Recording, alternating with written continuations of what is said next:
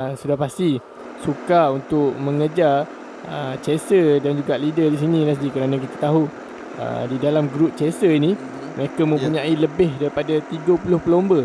Di sini akan menyukarkan lagi peloton untuk menangkap di dalam grup chaser ini mereka mempunyai lebih daripada 30 pelomba. Di sini akan menyukarkan lagi peloton untuk menangkap chaser dan juga leader yang berjaya untuk melakukan pecahan. Khususnya kredit diberikan kepada pelumba-pelumba pasukan Sapura dan juga TSG yang cuba mencipta sejarah sekali lagi selepas malam untuk mereka melengkapi peringkat dalam letu di Langkawi. Di samping itu kita dapat lihat bagaimana pasukan Sapura mempertahankan jersey kuning yang mereka menangi pada pelumba pasukan Sapura dan juga TSG yang cuba mencipta sejarah sekali lagi selepas malam untuk mereka melengkapi peringkat dalam letu di Langkawi. Di samping itu kita dapat melihat bagaimana pasukan Sapura mempertahankan jersey kuning yang mereka menangi pada musim lalu. Kali ini menerusi Celino yang beraksi cemerlang sepanjang 8 peringkat. Selain itu, sebagai bonus kita juga dapat melihat anak tempatan kali ini bergelar buat kali ketiga berjaya menyarung jersey King of the Mountain, jersey merah tajaan Resort World Genting. Sebaik saja melengkapkan 8 peringkat. Ya, pujian harus diberi kepada pelumba muda ni Razdi, kerana kita boleh lihat dia masih muda dan juga kita boleh lihat peluangnya untuk mewakili pasukan-pasukan Pro Tour masih lagi cerah Razdi, kerana kita boleh lihat pelumba ini mampu bersaing dengan pelumba-pelumba Pro Tour yang lain untuk edisi Petronas itu Langkawi pada tahun ini Razdi. Baik, bagi pelumba-pelumba negara, seandainya mereka berpeluang untuk mencari menambah ilmu di luar negara sebagai antaranya bersama dengan dengan UCI punya program. Jadi adik sendiri rasa apakah wajar mereka mengikuti, ataupun ada pelumba kita yang menolak, tapi apakah itu satu tindakan yang wajar? Seharusnya jika pelumba ini masih muda, kita boleh lihat seperti Nur Aiman Zarif, Afiq Uzni dan seperti Daniel Hakal, apabila di dalam lingkungan umur 20 hingga 23 ni, jika mendapat tawaran untuk mewakili pasukan Pro Tour atau Pro Continental, mereka harus pergi, kerana kita boleh lihat mereka mampu belajar dan juga dalam pada masa sama mereka boleh stay dengan Pro Tour team. Seperti kita lihat, hanya 3 saja pelumba daripada ini yang pernah mewakili pasukan Pro Tour dan Pro Continental untuk sejarah tadi, kerana kita lihat cuma Lo Sekiong sebelum ini pernah berkayuh untuk pasukan Shimano Giant untuk Pro Tour, dan juga saya dan juga Anwar Manan yang pernah mewakili pasukan Pro Continental bersama Champion System pada edisi 2012 dan 2013. Di sini kita kalau boleh kita mahu lihat ramai lagi pelumba-pelumba daripada Malaysia ini mewakili pasukan Pro Tour dan juga Pro Continental untuk masa yang akan datang Razli. Jadi masih lagi tidak banyak berubah, tetapi yang berubah hanyalah jarak yang berjaya dicipta oleh kedua-dua kumpulan, khususnya bagi Pikara dan juga Contero, Sapura dan juga TSG yang terus berjaya mencipta jarak yang lebih baik dengan masa yang sememangnya dapat dipertingkatkan, di mana 3 minit 30 saat, di mana mereka berjaya untuk menamat ataupun meninggalkan lem pelumba. Jadi masih laluan ini pasti ramai tahu di Damansuri masih antara lokasi terkenal untuk kaum hawa. Jadi apapun para pelumba sekarang ini akan menuju ke Pekan Kuah. Kita melihat bagaimana reaksi yang akan diberikan oleh 30 pelumba dalam kumpulan pendesak ataupun chaser ini. Apakah kalau kita lihat Armani tadi berada semula dalam kumpulan ini, kerana jelas bahawa Armani tidak mampu untuk terus mempertingkatkan kelajuannya bagi mencabar 2 pelumba yang masih kekal sebagai pendahulu ketika ini. Menuju ke Pekan Kuah, dan mereka akan sekali lagi membuat kayuhan di loop yang sederhana Razli, iaitu di Kampung Kendawang, Kampung Mawar dan juga Kampung Bukit Tumin, sebelum mereka meneruskan perlombaan di loop Kuah, iaitu mereka harus menghabiskan 7 pusingan di loop Kuah seperti kita lihat semalam Razli. Jadi itu antara laluan perlombaan yang dikhususkan dalam klasik race ini, dan kita melihat bagaimana pada ketika ini pelumba dari pasukan Nippon Telco yang turut berada di hadapan disusul Ricardo Minali yang sememangnya cukup dikenali, begitu juga Hampton Nakane, di manakah kedudukan Nakane yang sememang cemerlang sebelum ini. Dan itulah yang boleh kita lihat bagaimana baru saja kita melihat Samuel Batistella dari pasukan NTT, dan sekarang ini gerakan yang cukup dikenali, begitu juga Hampton Nakane, di manakah kedudukan Nakane yang sememang cemerlang sebelum ini. Dan itulah yang boleh kita lihat bagaimana baru saja kita melihat Samuel Batistella dari pasukan NTT, dan sekarang ini gerakan yang mula dilakukan oleh pelumba pasukan Astana, iaitu kita tidak dapat lihat ketika ini kerana mereka masih berada di dalam grup peloton di 3 minit di belakang grup chaser ini, dan kita akan lihat seketika nanti apabila grup peloton menangkap chaser dan juga leader di saat-saat akhir ini, Razdi. Jadi para pelumba akan melalui lintasan yang pertama di garisan permulaan penamat. Kita akan melihat bagaimana mereka akan 106 km, bermakna itu adalah 106 km yang akan mereka harungi, di samping 52 km untuk mereka meneruskan perlumbaan selepas ini. Ya, betul. Sekarang ni mereka menuju ke Pekan Kuah, dan kita boleh lihat seketika nanti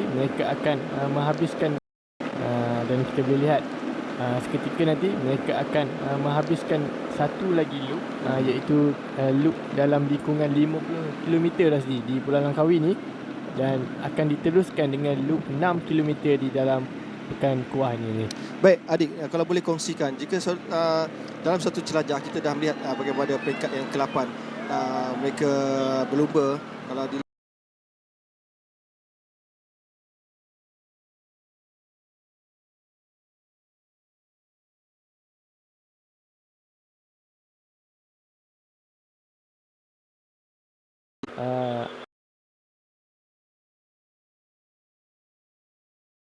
direction angin yang datang ke arah mereka semua ni, Razdi.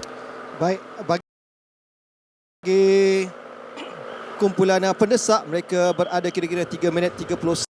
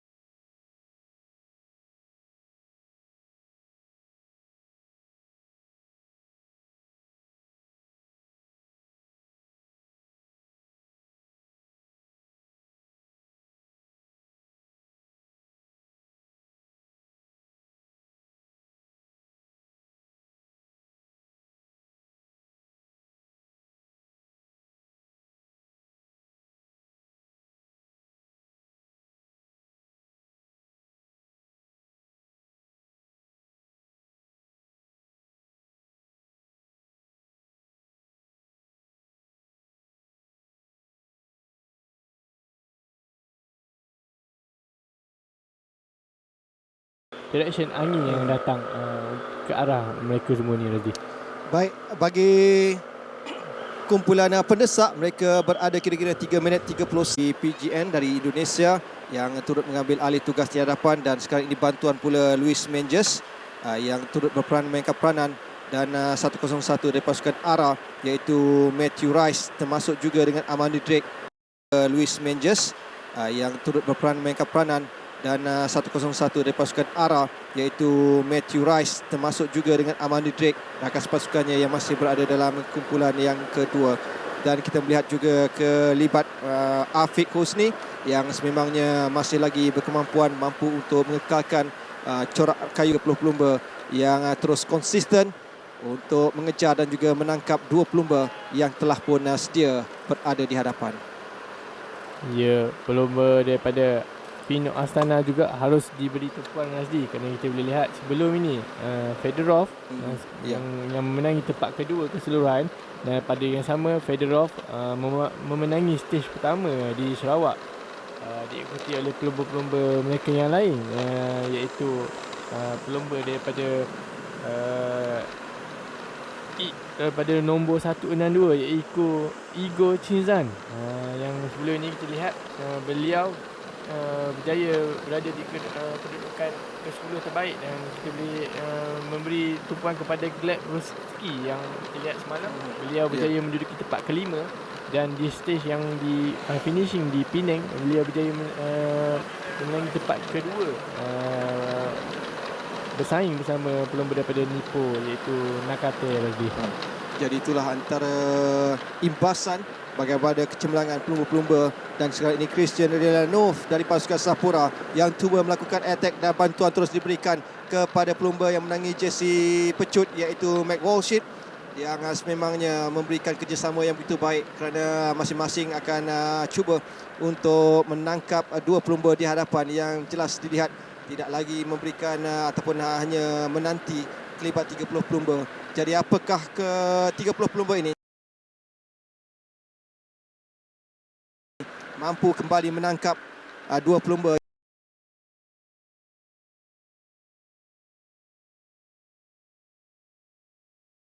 boleh menangi beberapa perlombaan di Eropah.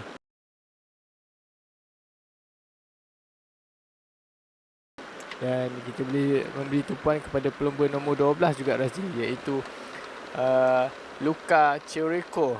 Ialah pelumba daripada berasal daripada Itali. Beliau mempunyai kelebihan di climb yang pendek, dan di sini kita akan melihat sebentar nanti apabila mereka memasuki loop di Kuah, mereka akan bersaing seperti semalam, Razli. Terdapat kelibat dari pelumba pasukan Vini Zabu iaitu Francesco Bongiorno dari Itali, dan turut terdapat dalam kumpulan 30 pelumba di kumpulan yang kedua. Jadi kita melihat bagaimana 3 pelumba dari pasukan Astana, Vino Astana, termasuk juga Alexander Semenov turut berada di situ, Yevgeny Fedorov dan juga Matvey Nikitin.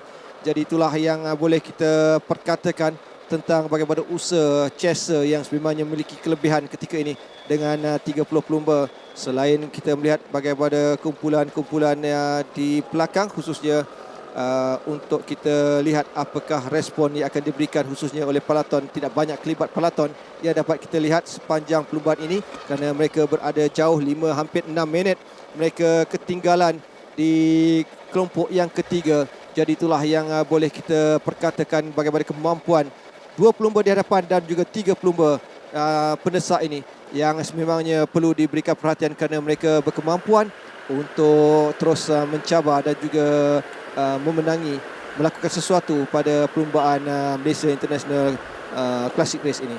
Sudah pasti, Razli, apabila grup di hadapan ini, apabila mereka memasuki loop di Kuah, kalau kita lihat gap time 5 minit 40 ini, sudah pasti akan berlakunya overlap, Razli, di dalam grup leader dan juga grup peloton, seperti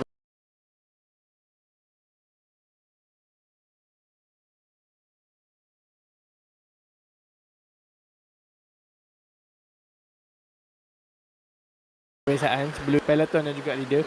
Peloton harus diberhentikan oleh komisar dan cuma grup leader saja yang harus menghabiskan perlombaan, Razif. Jadi itulah antara kemungkinan yang boleh terjadi berdasarkan keadaan semasa ketika ini.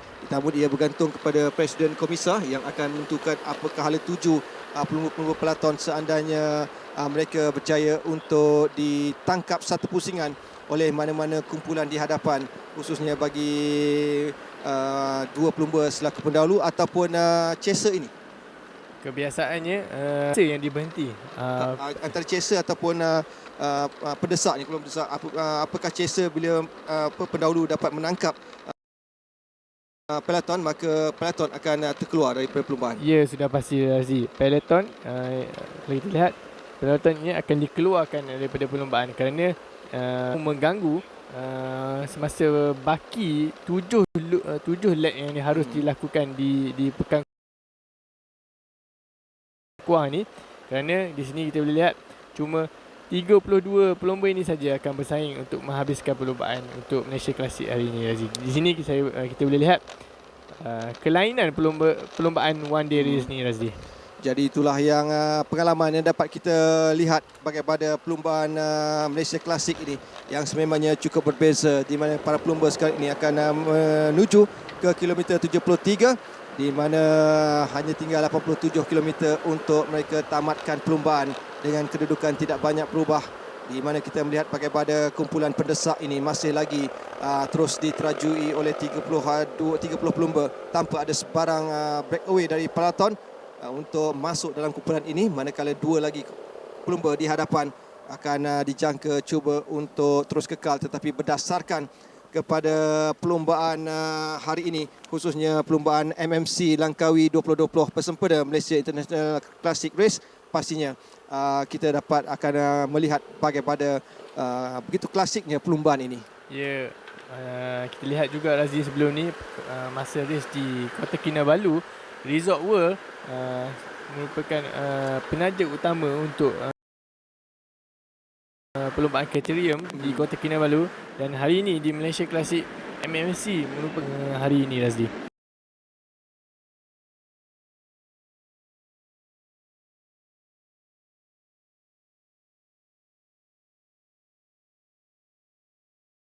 Jadi pun turut dimasukkan dalam kalender tahun balap Malaysia yang sememangnya cukup signifikan kerana ia bukan sahaja dari segi kebudayaan, kita juga dapat menunjukkan suasana keindahan bumi Malaysia untuk dipersembahkan di mata dunia. Selain keputusan-keputusan yang sememangnya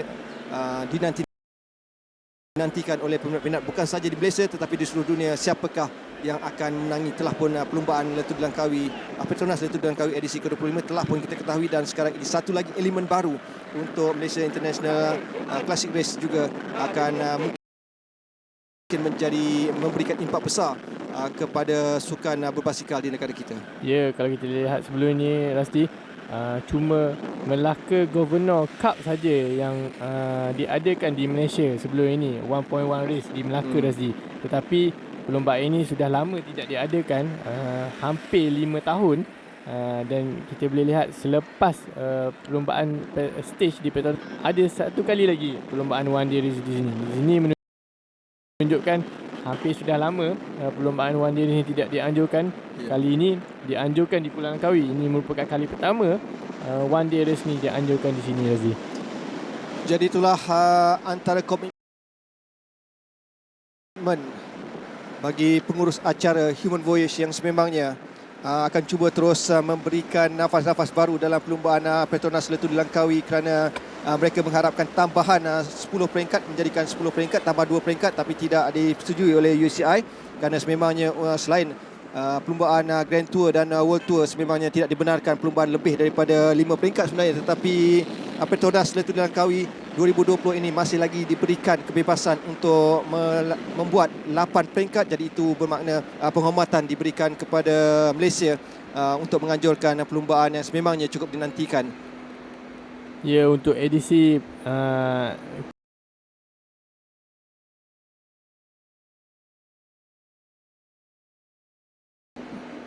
yang akan datang, Razi, kita akan lihat ada stage race. Di sini kalau kita lihat perlombaan yang lain sebelum ni cuma ada stage race saja yang dianjurkan. Tetapi Petronas Litu di Langkawi 2020 ini mereka menganjurkan tiga dalam satu dah di. Tiga format berbeza. Ya, betul Razi, dan sudah pasti perlombaan seperti ini akan mendapat sambutan daripada pelumba-pelumba daripada Pro Tour dan juga Pro Continental untuk masa yang akan datang, Aziz. Jadi satu usaha yang cukup positif untuk penganjuran edisi ataupun bersempena dengan sambutan Jubli Perak Petronas Letu di Langkawi Malaysia 2020, dan kita mengharapkan selepas ini lebih banyak lagi pelibatan pasukan-pasukan bertaraf Pro Team yang menyertai sama ada Grand Tour dan juga Pro Tour akan menyertai Letu di Langkawi.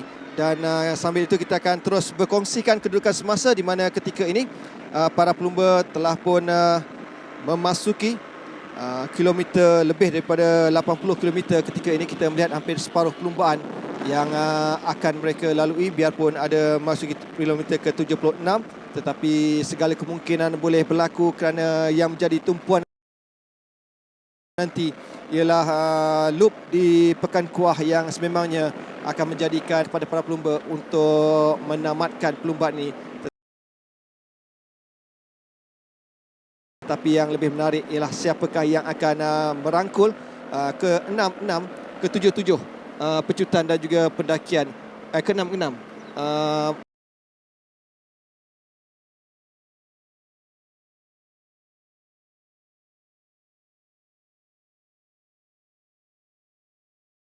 Pecutan dan juga pendakian pada Malaysia International Classic Race ini.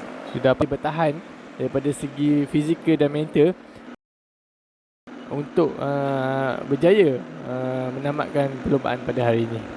1 jam 38 minit lebih mereka berkayuh, tetapi belum lagi mereka akan memasuki laluan yang sememangnya cukup mencabar, loop di Pekan Kuah. Tetapi mereka sekarang ini masih lagi berhempas pulas untuk menangkap dua pelumba yang masih lagi kekal di hadapan. Belum ada tanda-tanda baik Fikara maupun Carlos Quintero dari Sapura dan juga TSG yang berjaya untuk ditangkap semula. Jadi ini makna kedudukan di antara mereka masih lagi kekal sebagaimana di awal perlumbaan tadi. Di samping kita melihat bagaimana antara pelaton dan juga dua pelumba di hadapan masih lagi defisitnya 5 minit 45 saat, agak konsisten, dan ada sedikit pertambahan 5 saat sebenarnya kalau kita melihat dalam tempoh 10 km terakhir, di mana kedua-dua pelumba itu terus kekal dan juga berjaya untuk terus memberikan ataupun membentuk jarak yang lebih besar. Tetapi perhatikan bagaimana chaser di kalangan 30 pelumba ini yang pastinya akan cuba untuk membuat sesuatu bagi menangkap dua pelumba yang sebelum itu dalam kumpulan mereka menuju ke 83 km yang terakhir nanti. Ya, di sini pelumba kita baru saja melalui lap yang kedua di Bukit Maluk ni, Razi. Kalau kita lihat di awal permulaan tadi, mereka sudah melalui di laluan ini, dan itu loop besar. Ya, betul. Sekarang ni mereka melalui loop yang sama juga, tetapi loop ini mengambil jarak sejauh 50 km saja tadi, berbanding yang pada awal permulaan iaitu 90 km, Razdi. Ya. Sini kita boleh lihat laluan di Bukit Maluk ini memang begitu landai dan juga berbukit. Kemungkinan saya rasa sudah pasti kedua-dua pelumba yang membuat pemecahan iaitu Fikara dan juga Carlos Quintero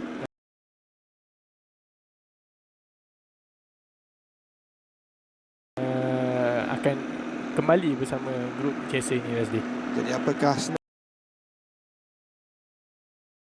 senario itu akan terjadi? Belum ada kelibat kedua untuk menangkap kedua-dua pendahulu, dan perlumbaan memasuki kilometer ke 78, yang mana kita melihat usaha yang berterusan dilakukan oleh kumpulan pendesak ini. Mereka masih lagi cuba melakukan rotation, tetapi tidak banyak usaha dan juga kerjasama dari lain pasukan khusus selain pasukan Sapura dan juga pasukan dari NTT tadi yang banyak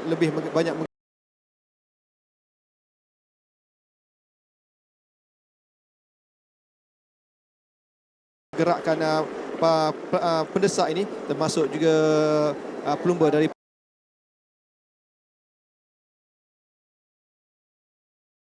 pasukan Nippon Telco. Dan sekarang ini barulah kita dapat melihat bagaimana pasukan Beta Concept turut memberikan kerjasama bagi membantu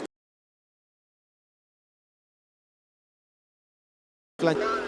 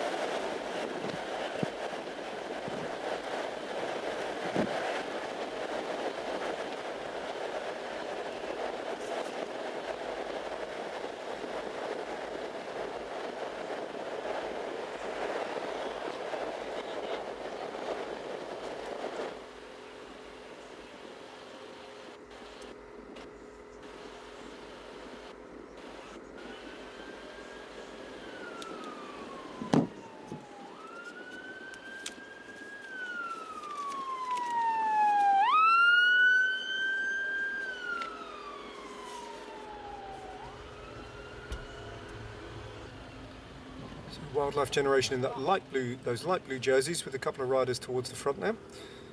Proliferation of blue jerseys throughout this peloton, and lots of representation of teams with predominantly blue jerseys. The PGN team from Indonesia, Vino Astana Motors, NTT, all over the front of the race.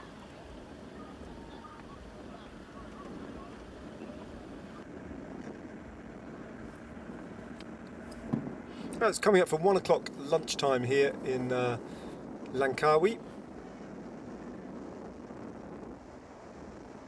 As one of the riders from Malaysian team, Sapura, comes to the front. Christian Velianu from Romania.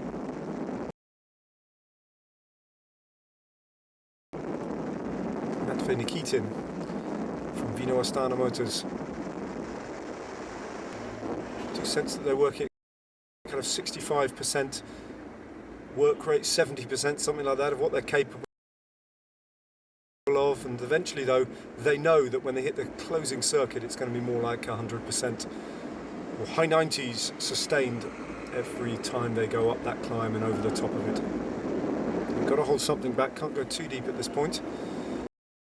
They're in an unusual situation really, where they're acting like a mini peloton at the moment, and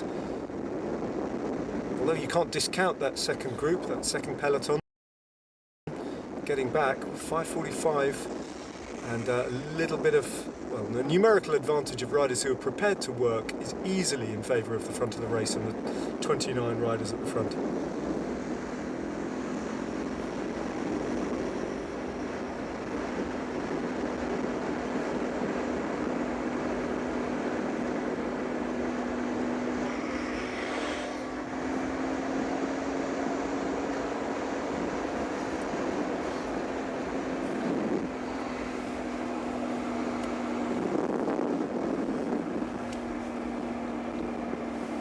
There's the trio of NTT riders. Louis Meintjes has just done his turn on the front, replaced now by Samuele Battistella and Max Walscheid. First time I saw Max Valchheid ride to victory was at the Tour of Yorkshire, which is a spring 4-day race.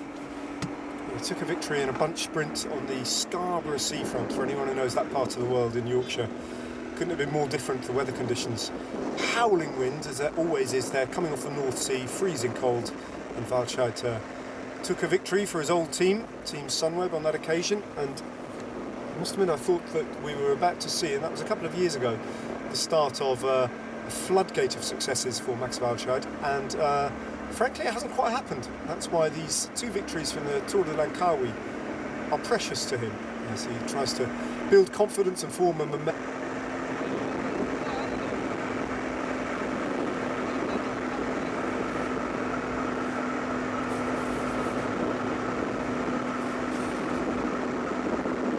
.25k then until they hit the circuit, and then there's a couple of kilometres before the first sprint when they go over the finishing line with 6 laps of the circuit remaining.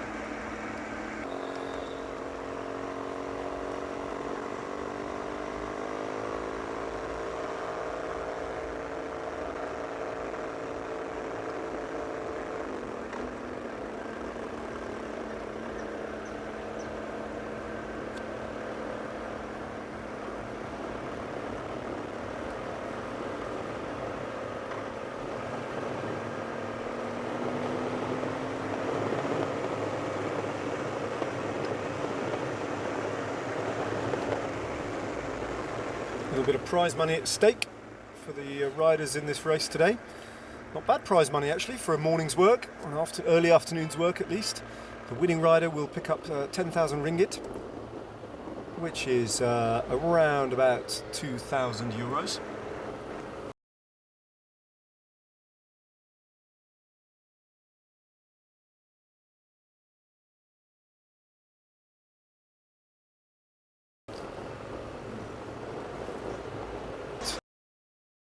Over the series of all 6 sprints to get in the money, and you've got to be in the top 3 in the standings to pick up any money at all. The 3rd placed rider picks up a modest 250 ringgit in both those competitions.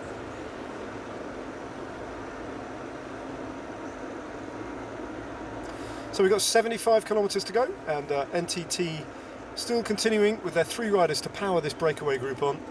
This front peloton with Max Valchheid doing his turn and playing his part.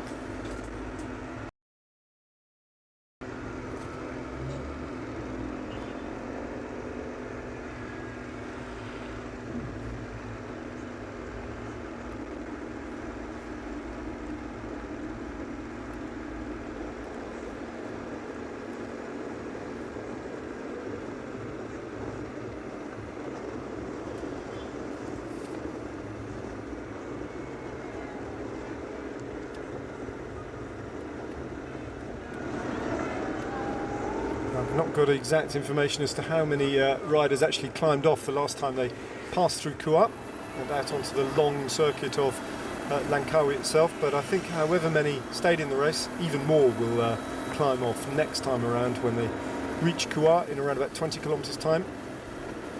Temptation of an early shower would be far too much for many to resist, I would imagine.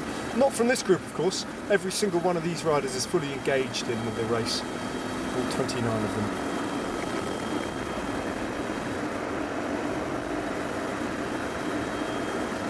As far as we know though, the breakaway group,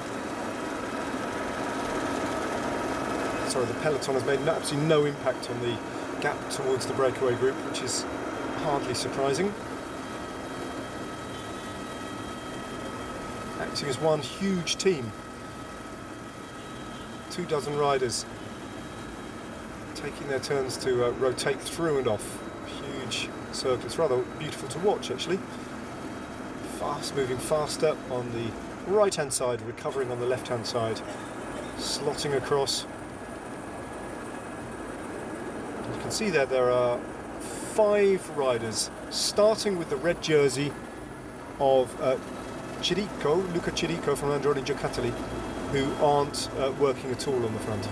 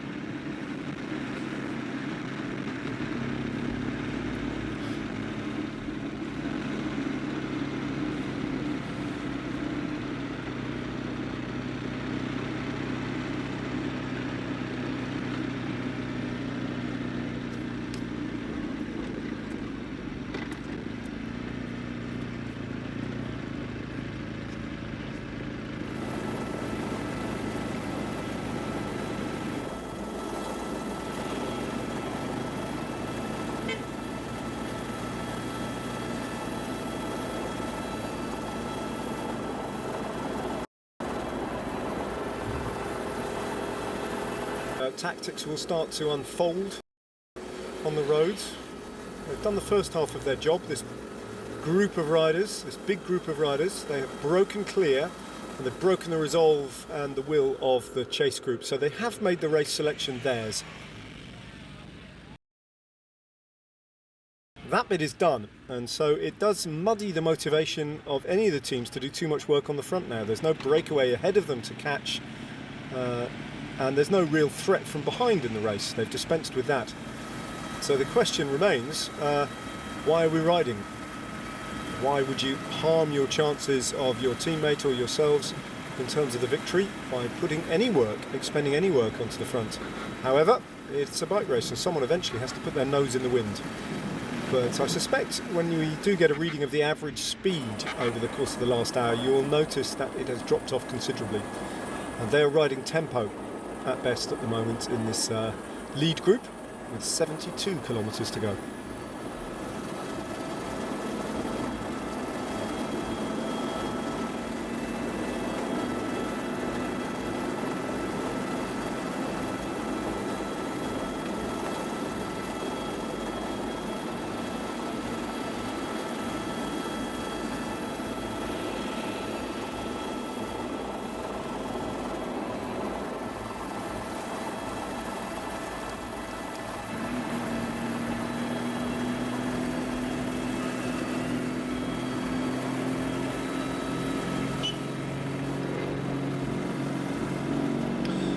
Some Malaysian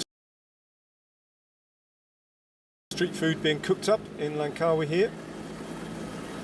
My first visit to these islands, and I have I've enjoyed that aspect of life in Malaysia considerably, I have to say. I'm not sure I could cope with quite the amount of rice intake for the rest of my life, every day for the rest of my life, but wow, it's fantastic food. It packs a punch as well. The quality of it all across the country and the pride with which it's made and consumed, I have to say. Taking as it does influences from China, from India, and fusing them in this uniquely Malaysian way. Very proud of it as well, and rightly so.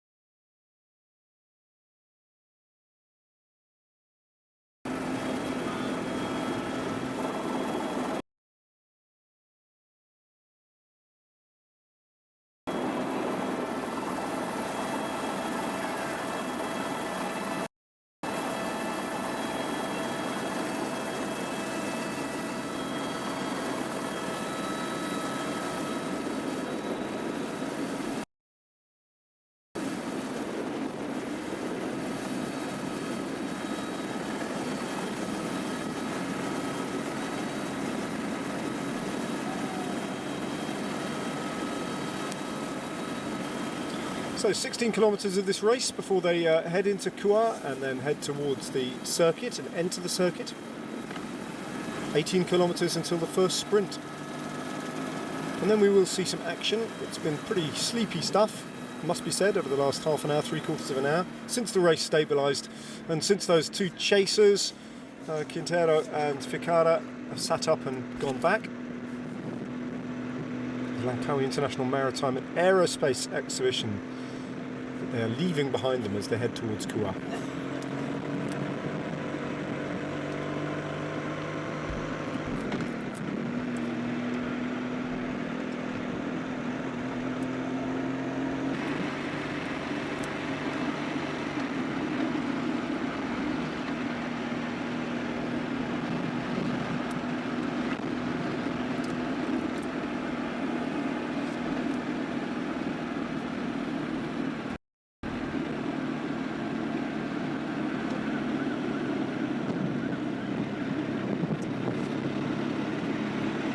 Well, still a very positive showing from the Australian Continental team, St George Continental, riding today.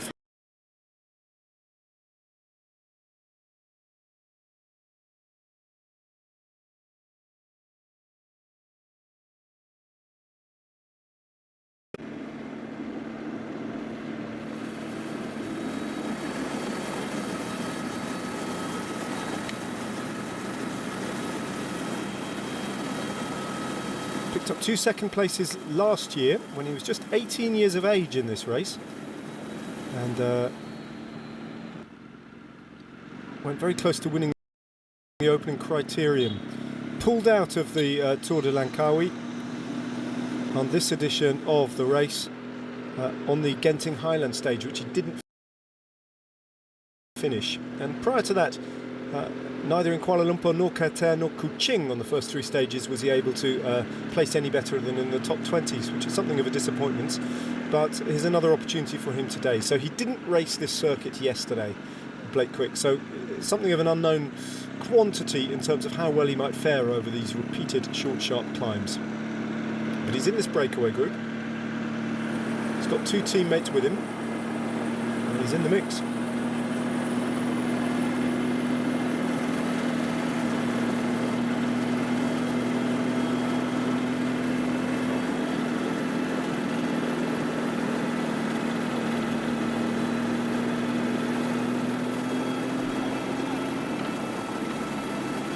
Least hesitating now, I thought he was, but actually looking down from that helicopter shot, you see quite clearly there's only 2 jerseys from the St George Continental team, one of which might belong to James Harvey and the other one Matthew Zenovich, so just keep our eye on it, see whether Blake Quick is actually in that selection.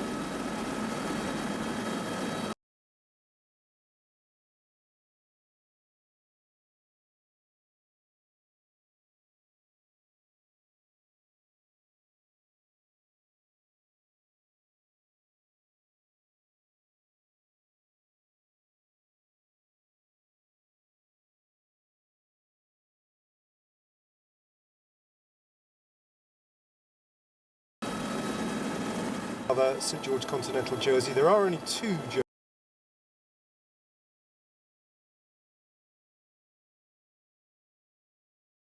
jerseys. So Zenovich is there. It's either Harvey or Quick.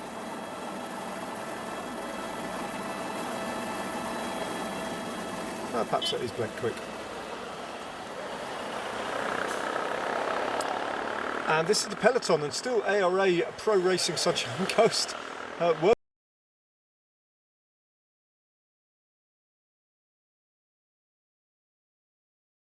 working almost as a team time trial to try and get Taj Jones back into the race. It's only then working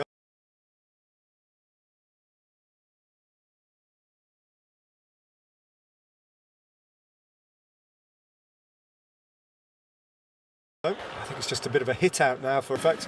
In some ways, what's remarkable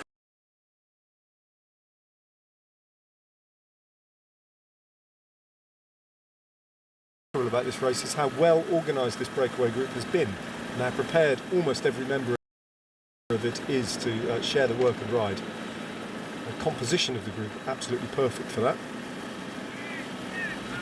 Even if ARA Pro Racing Sunshine Coast might disagree. They've got Taj Jones, of course, that's why they're still riding, their sprinter into stage 2 into Kete. They want him back in the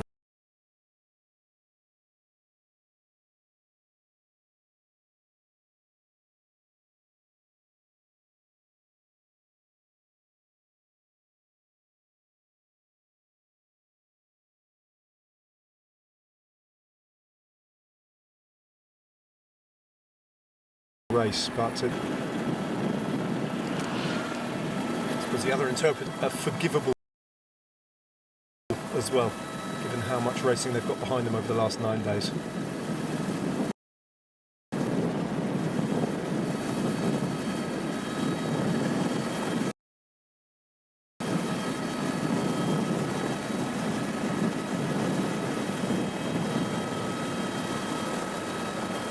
So 10k to go now until they hit the circuit. Gautier and Le Bon.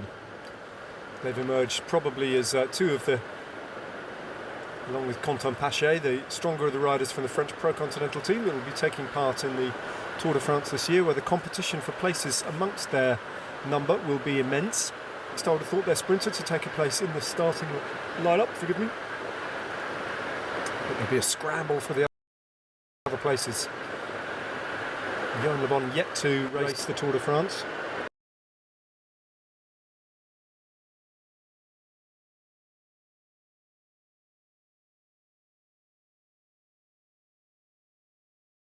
A veteran of both the Giro and the Vuelta in previous editions.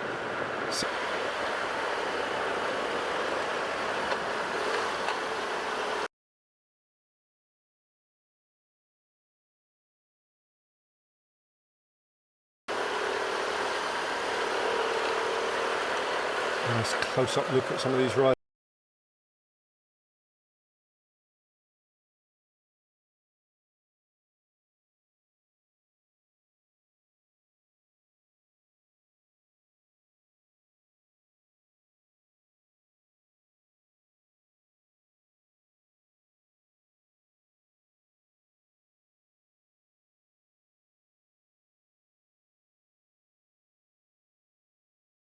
Isn't it?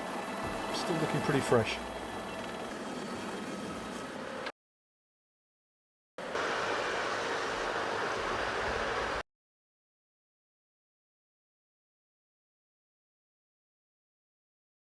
Nike's looking a bit happier going about his work than he has done over the last few days after that spill.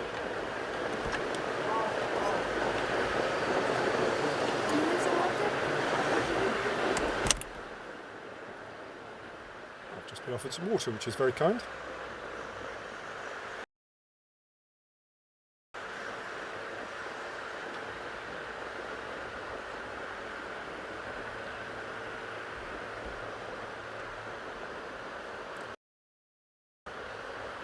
Well, we could hardly see it on our television pictures, but over the race. Sometimes the rain can fall here just very lightly, and you look up and you can see just blue sky above you, and you're wondering where it's coming from. But the humidity is such that it can almost spontaneously form at any moment. And when it does rain here, it really rains.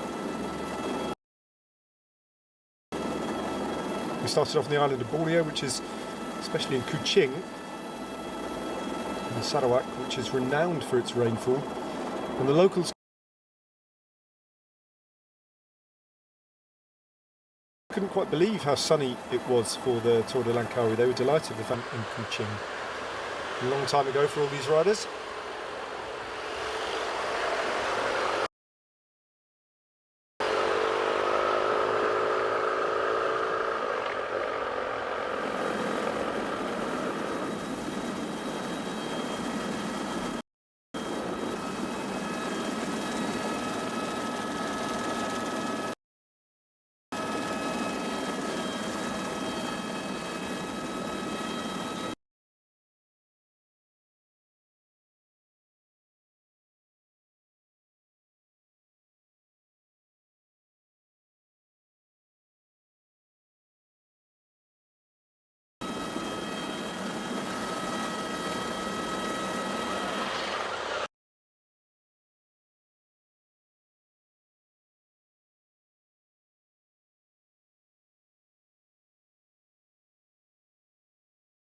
For the international peloton, sticks to be not too bad at all, despite the occasionally long transfers. The racing to be extremely safe, well marshalled. The army of police outriders on motorbikes that you never see on the television coverage, who are, of course, enforcing the roadblocks and making sure that no road traffic creeps onto the main road and gets in the way of the race. Has to be seen to be believed. I think the only time I've seen that many motorbikes on a race was in 2009 on the Tour de France, when the gendarmerie, which travels around with the Tour de France, were joined by an equal number of motorbike outriders from the Guardia Civil, the Spanish police.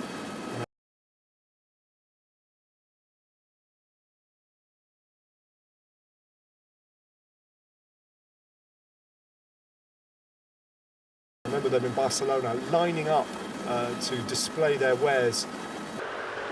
Police motorbikes. They put on a big display for the crowd here yesterday when the race finished, with their sirens and their flashing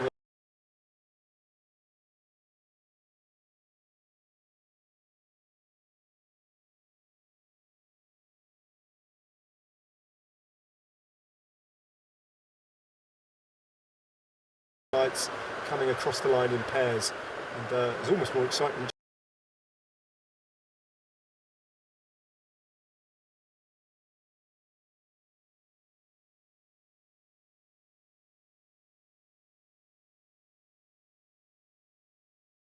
General 8 kilometres until we get the first of the 6 sprints.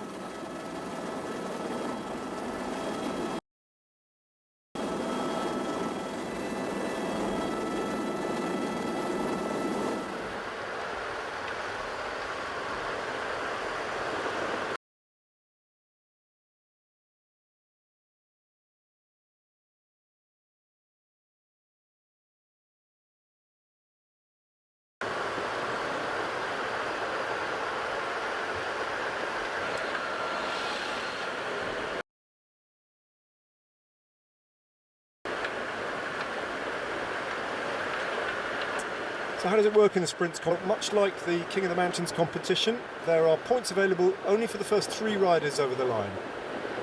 The first rider gets 3, the second rider gets 2, 1 point, and that's it. It's as simple as that.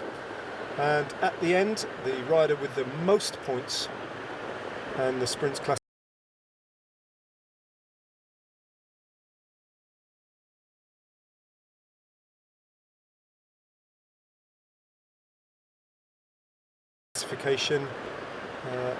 intermediate sprints. If there's a tie in the number of points that they've accrued over the course of the 6 intermediate sprints, and by the way, each of them are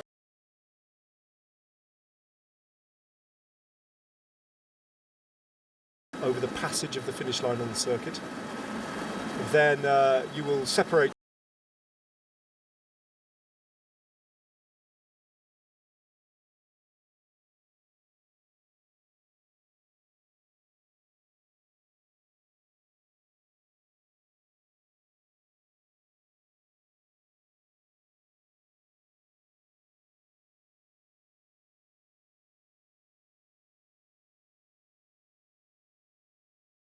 as the time live calculations as we go, because they'll come thick and fast.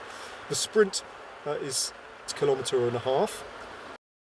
Then there's a slight lull in the action. When they come over the line again, there's a sprint, and then straight away at King of the Mountains. 6 times. Starting quite soon, just 6 kilometres.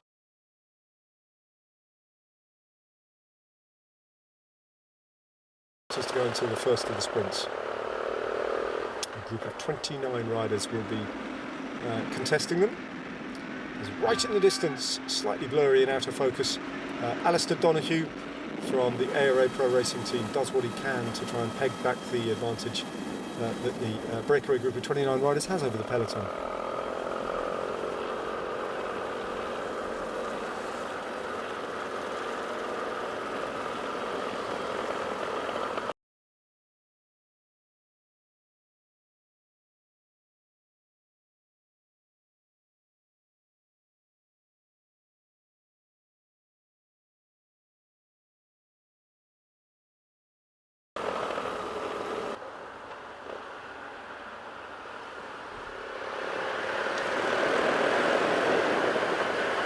acknowledged sprinters in this group of 29.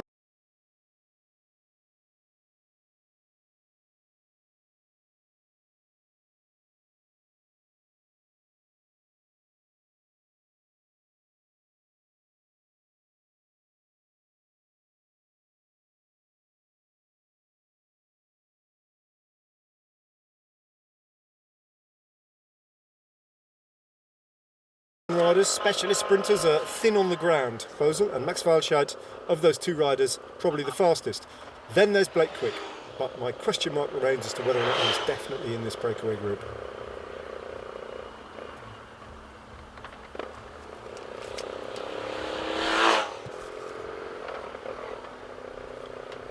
So after an interesting opening phase of racing when the breakaway was forming, it's been fairly routine up until this point where it's about to start to get very interesting again. There's Blake Quick.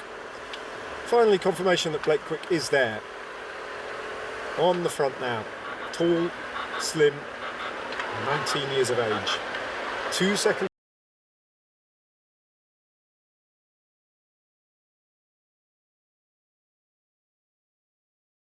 Places at the tree today. And how well would he get over this climb?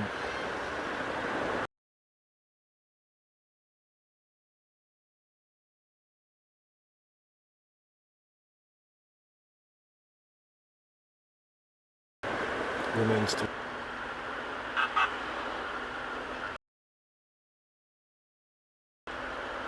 Walscheid.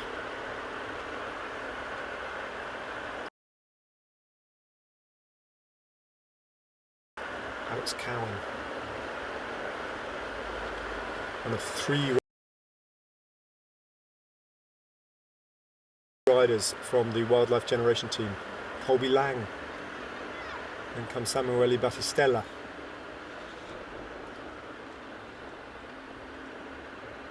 Christian Railano from the Sapura team.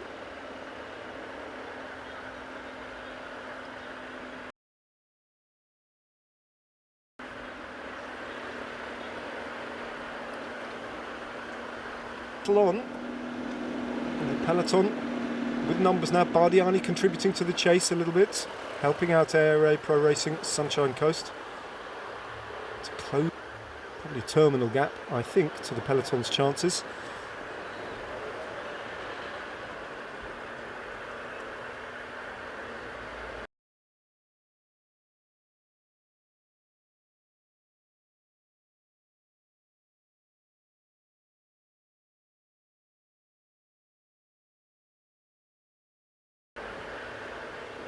Mohamed Afik Husni Otman from fancy his chances, I don't think, of surviving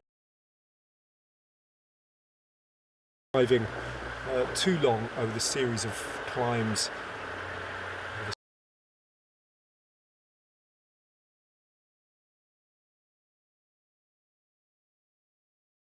6 climbs that they have to take out of. So they'll be starting to think about finessing their approach to the sprint.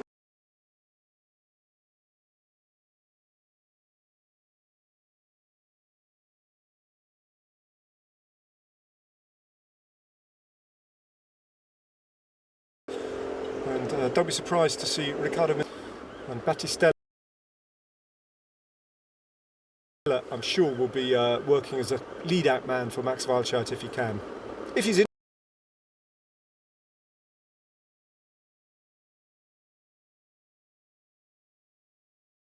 interested in competing for these intermediate sprints. He may not be. He may just be thinking about the finish line.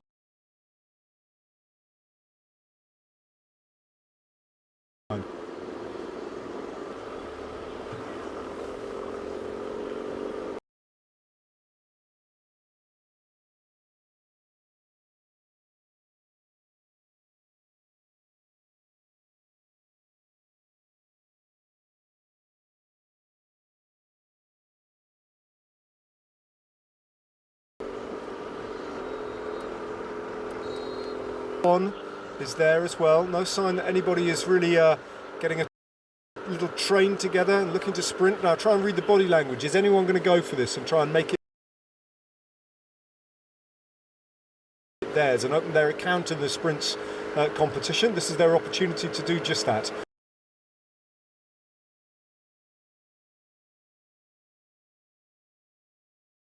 Minali lurking. Won the stage yesterday, stage 8 of the Tour de Langkawi.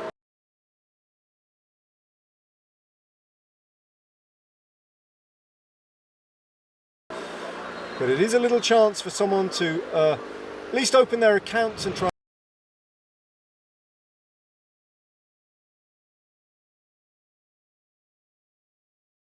and earn themselves a bit of pocket money at the end of the day. Just try and hold his position there on the front unless they've all declared a truce now. Francesco Bongiorno. And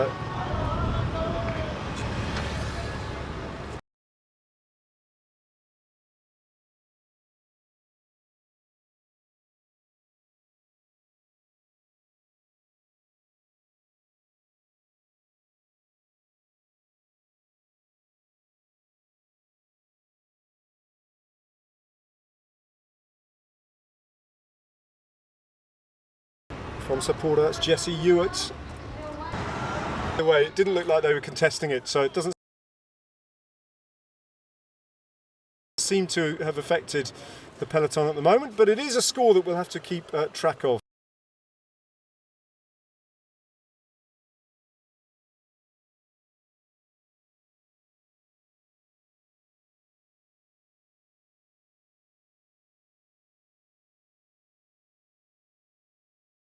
And just find out who finished where at that sprint.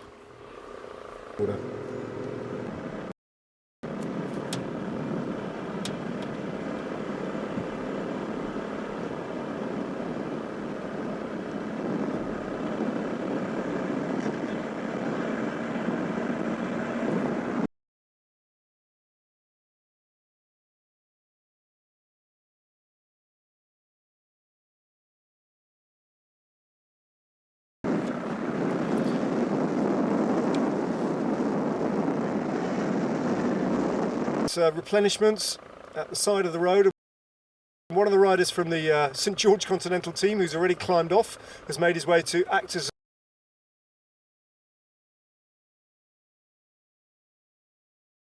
a supporter, or a support soigneur at this point.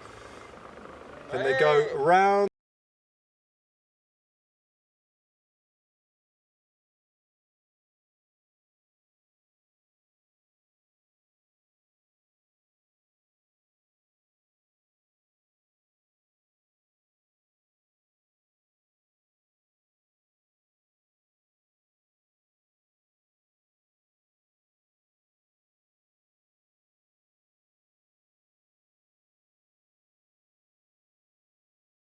In the corner and I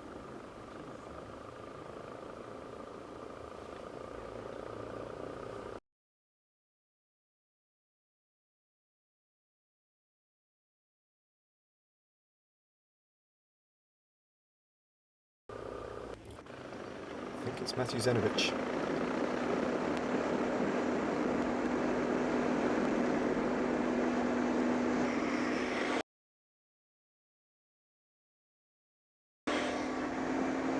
Still motoring though in the peloton, but as you can see they're still not even got to the sprint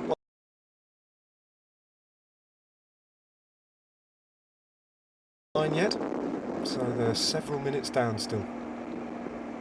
Some of these riders I'm sure will be about to ease over. Their smile on the face suggests that he's about to clock off and ease to the side of the road.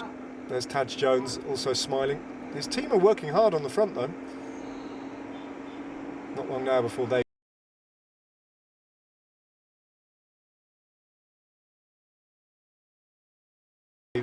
pass over the finish line. Oh no, there they go.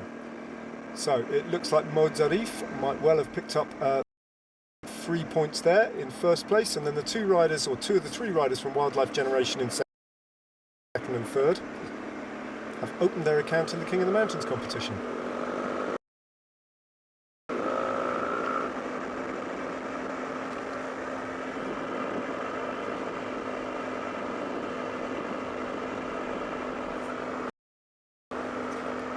So my apologies to the director, they got that perfectly. We could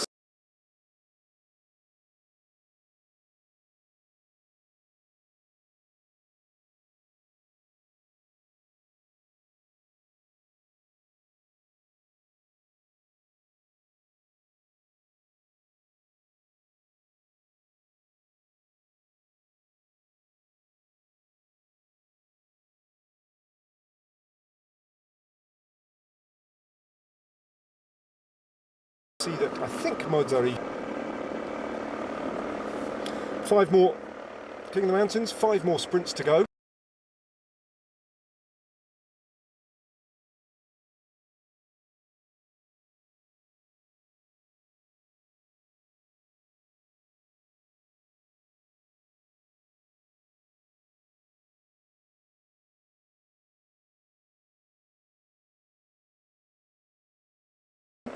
It is that point to pull over and for their soigneurs to stand and hold out bottles, because they'll be going as slowly here as they will at the top of the actual categorised climb. In fact, that shot tells you about the gradient that they've just gone up. After that, though, that is the last complication on the circuit.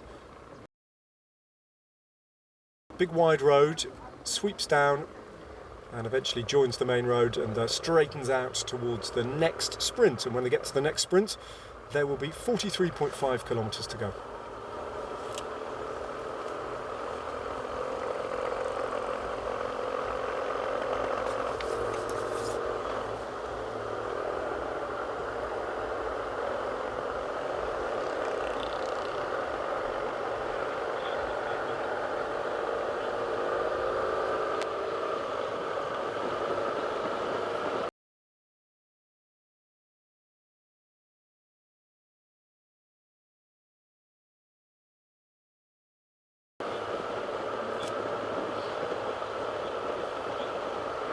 You can see that the peloton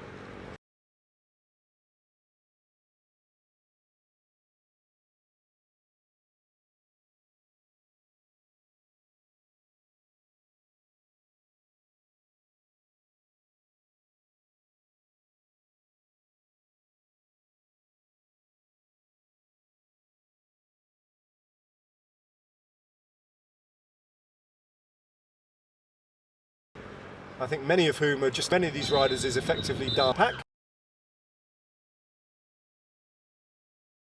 That tall figure there without any glasses, he knows that this isn't going to be his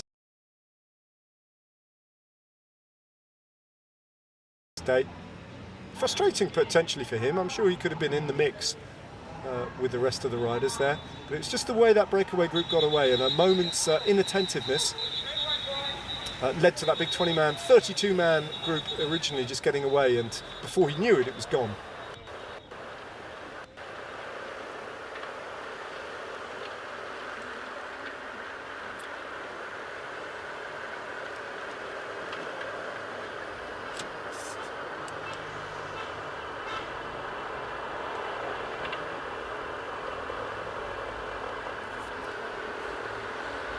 So Kobe Lang, we hear, took 3rd place at the first King of the Mountains. There we are. Alex Hearn took 2nd place, and Mozarif took, actually I think it's just 3 points, not 4, for 1st place.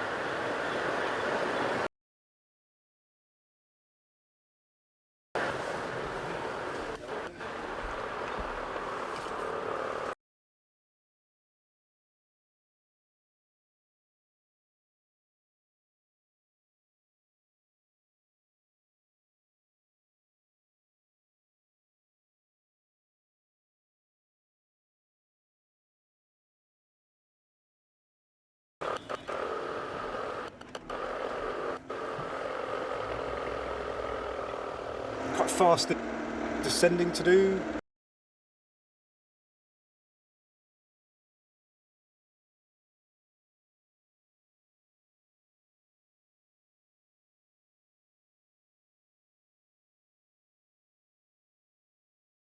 Occasional little rise in the road, but then dropping down again.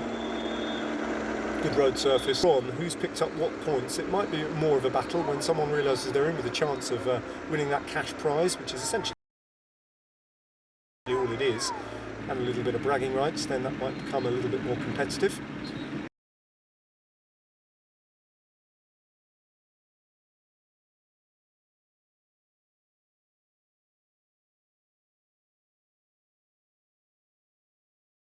So they swing onto the main road, then one more left-handed turn before they hit the 47 kilometres to go.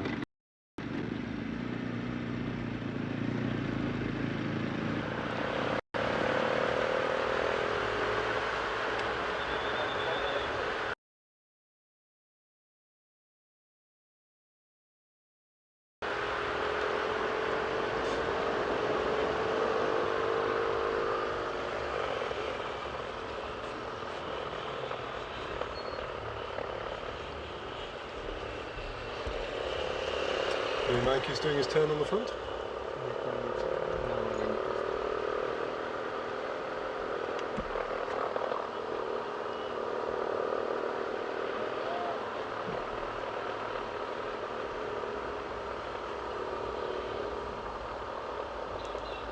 Drew Morey, the rider on the front for the Terengganu TSG cycling team. Here's the other left-hander. Now they're on the approach road to the finish line. 2 kilometres from this point to the finish. Francesco Buongiorno on the front. So it's Jesse Ewart who picked himself up 3 points at the first sprint. He's the rider with the dark red jersey of the St George Continental team.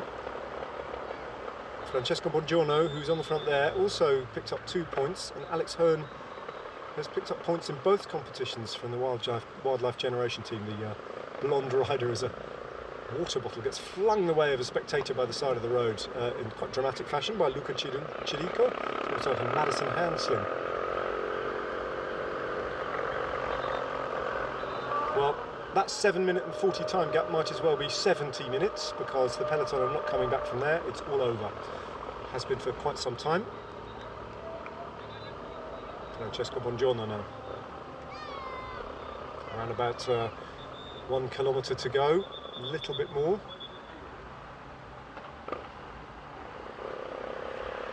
Matt Rice from the ARA Pro Racing Sunshine Coast team. Ricardo Minali could sprint if he wanted to, but he's thinking about the overall win of the race, which is obviously worth financially much more. Louis Mankey's there really primarily today, I think, to help Max Walscheid, or to maybe help him by attacking on one of the ascents of the climb. That's possible as well.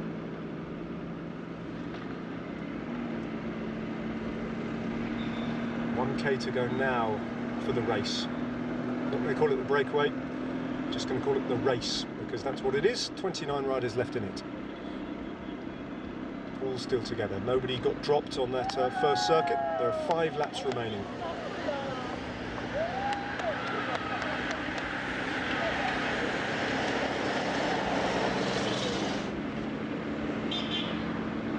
Le Bon on the front now, from Nikitin. Then Blake Quick. It's his teammate we want to be looking out for.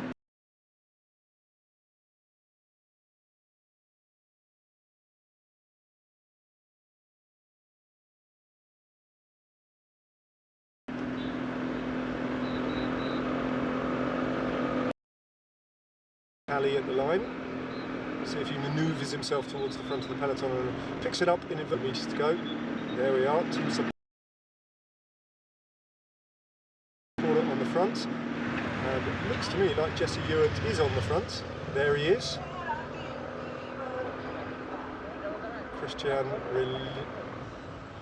alongside him. Ewart looks as if he might be in about 5th place.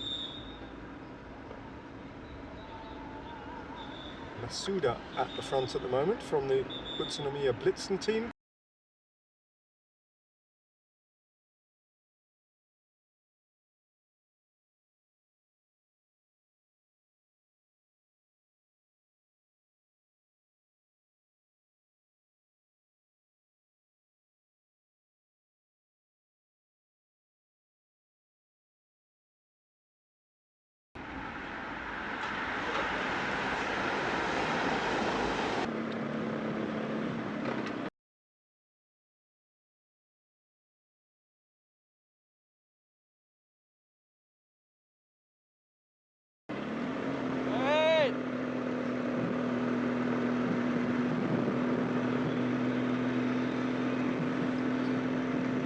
Look out for more riders of this race who've stepped off. There we go, the B&B Hotels Vital Concept team.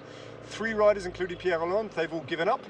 And the riders from the peloton, many of them, in fact all of them I think, has probably just pulled away, and they are either in the air-conditioned cool of their hotels, or they're showering already, or they're no longer in the race.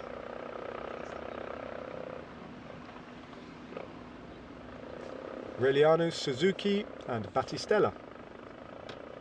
3 new names.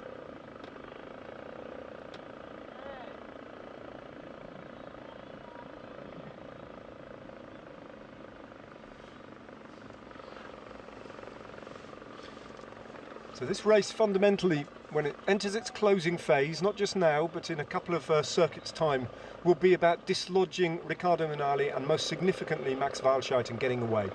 If you're going to win this race, there's no way that you want Max Walscheid anywhere near the finish in the Oz. You won't win. As Modzarif gets to the front again, and I think he is definitely hunting down King of the Mountains points.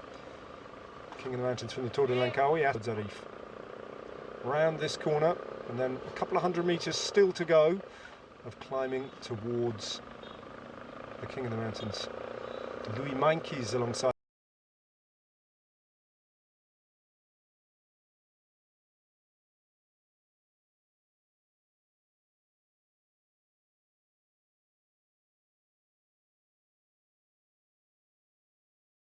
him this time.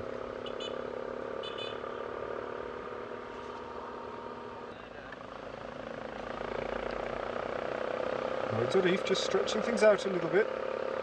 Bongiorno lurking there in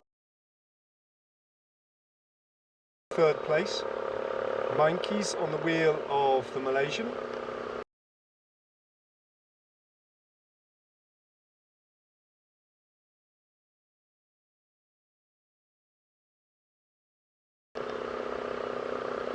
Maybe about 100.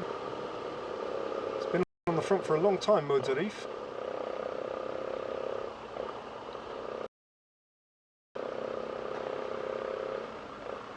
And here we go.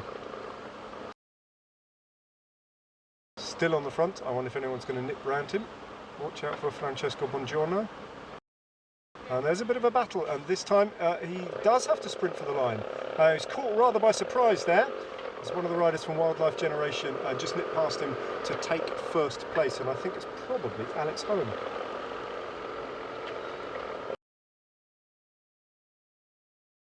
Don't think Modzarif was expecting that. He reacted, and he reacted well, but he reacted slightly too late. So we've got a battle for the King of the Mountains classification, which is entertaining. And they drop down again out onto this back end of this circuit. It's uncategorised climb here.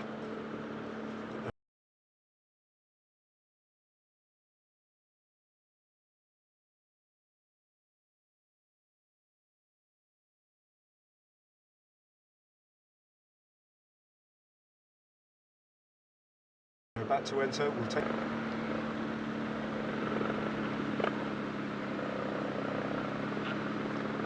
Too happy towards the back of the peloton there. Max Walscheid seated just on the barriers to the left, but he is an enormously capable climber, Max Walscheid.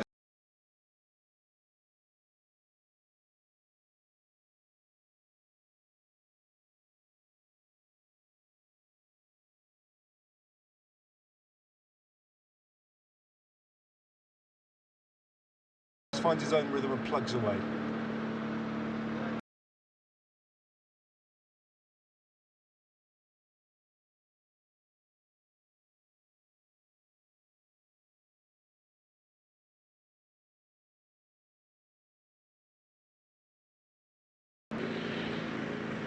I don't think he did. I think he was.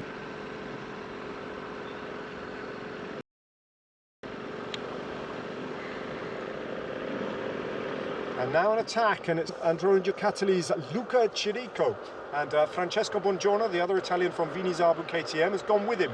So 2 Italians over the top of that little uncategorised climb, which did indicate could be a launch pad for an attack, then using this descent to try and break clear, prompting a reaction further behind, but that's the first time in ages that we've seen an attack from this 29 rider group. It was inevitable that it was going to happen at some point, but it's happened a long way out.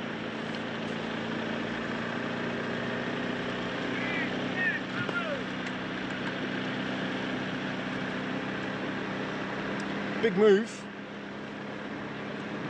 brave move. Difficult to argue a case for it at the moment. They might need a group of 4 or 5 to get away and work well together and sustain a bit of a tempo for a while and crack the resolve of the rest of the riders in the 29 rider group. Just two, it seems an unlikely move to be able to succeed in a race situation like this. But there you go, they've got a small advantage with the quartet of riders just coming back to the peloton. The counter reaction has been snuffed out. Mo Zarif, like all of us, I think just awaiting confirmation of that last King of the Mountains. Here we go. Lang it was from Mo Zarif and Suzuki. Colby Lang.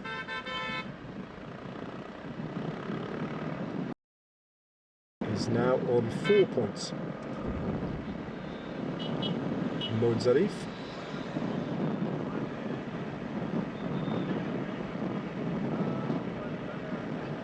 Is on 5.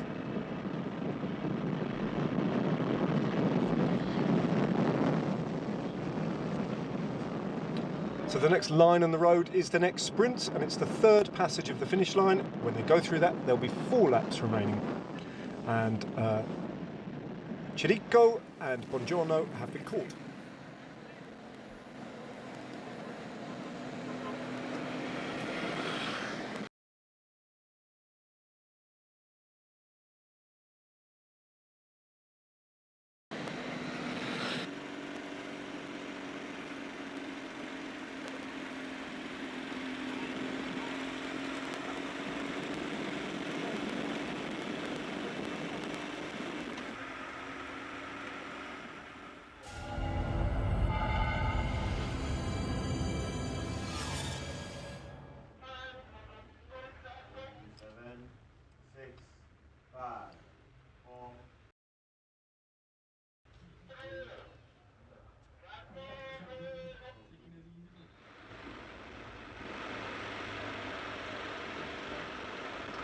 Welcome back after that brief intermission there. Francesco Buongiorno, still on the front.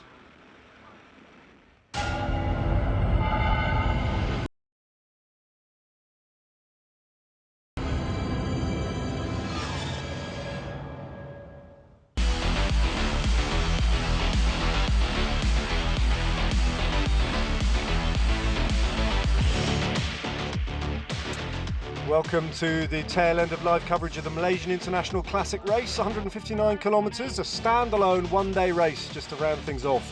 The Tour de Langkawi is finished, and instead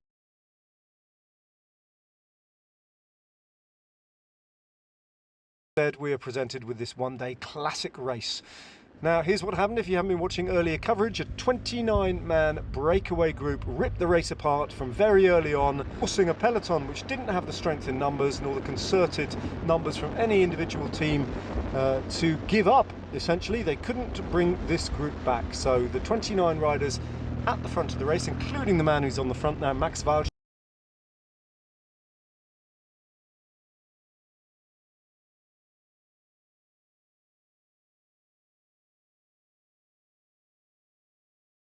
the winner of they're about to cross over the finish line and go out over 4 remaining laps.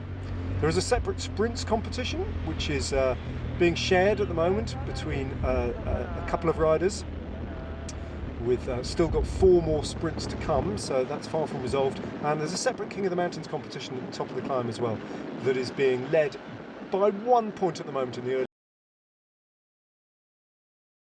phase by Mo Zarif, the winner of the King of the Mountains jersey at the Tour de Langkawi proper. There are 2 acknowledged sprinters in this group, Max Walsch and Matteo Pelucchi, but a lot of other talented riders who will fancy attacking from a long way out, potentially, and trying to ruin the chances of Max Walsch and Matteo Pelucchi Riccardo Minali, I should say, the other Italian sprinter, my mistake, apologies, getting the victory here at this one-day classic race that they want. That is, in a nutshell, the race situation. All 29 riders at the moment are together. We did see a brief attack coming from Francesco Bongiorno of the Vinizabu KTM team, as well as Androni Giocattoli's Luca Chirico, but it has been snuffed out. There's about 2.5 kilometres to go at this point. Sorry, 1.5 kilometres to go at this point until they cross over the finish line for the third time, where there will be points available for the intermediate sprint. Christian Relianu and Jesse Ewart are the two riders who picked up maximum points at the first two sprints.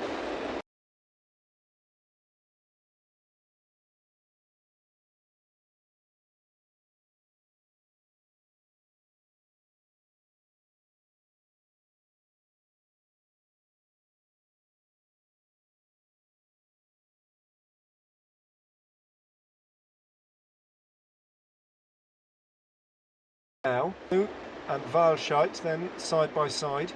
Walscheid has shown no interest so far in competing for the intermediate sprints. I think his eyes are on the bigger prize of the race finish. Nikitin on the front.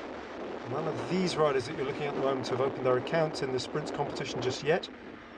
That's Riccardo Minali, the sprinter from the Italian sprinter from the French team Nippo Delco Provence, and there's Luca Chirico, who attacked in the company of Francesco Bongiorno. Bernard van Aert from Indonesia, Indonesian rider with a Dutch heritage surname and Dutch family background.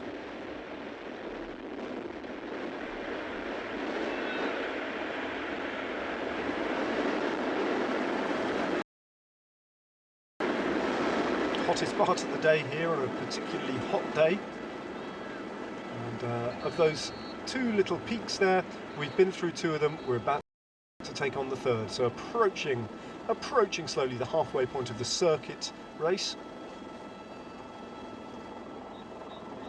and they're about to cross over the finish line for the third time, which will leave them just over 34 kilometres to run.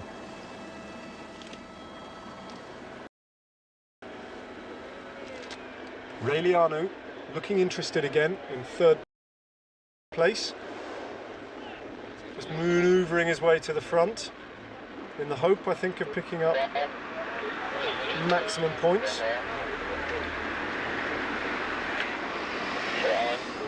100 metres to go. Relianu is where he wants to be. Alongside him, Bernard van Aert and Matvei Nikitin.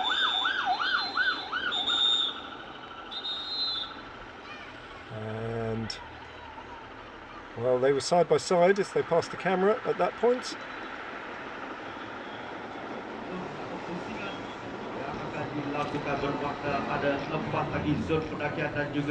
Oh, we got 34 kilometres to go, and each time, I'm afraid, we go over that finish line, we just don't see them cross the line, so it's very difficult to tell you until we get the information from the commissaires.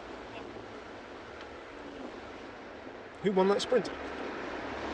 Relianu looked like he was trying to just consolidate his position in the sprints competition. Now they turn left-handed off the main road and straight up the steepest slopes of this short, sharp little climb.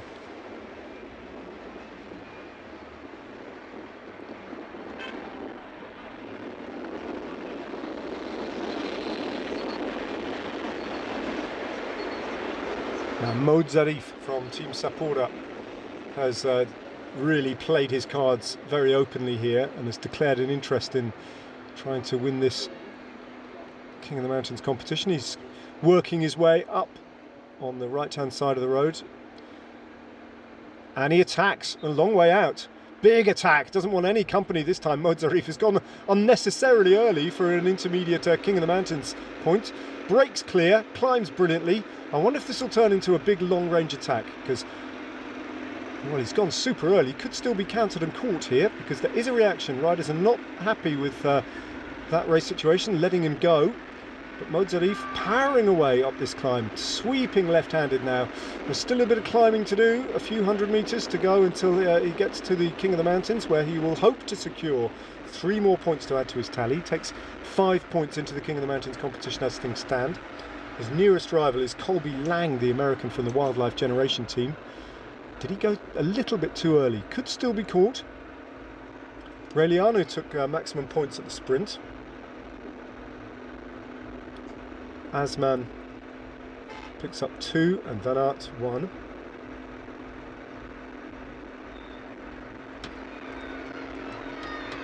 So Reliano is now on 6 points.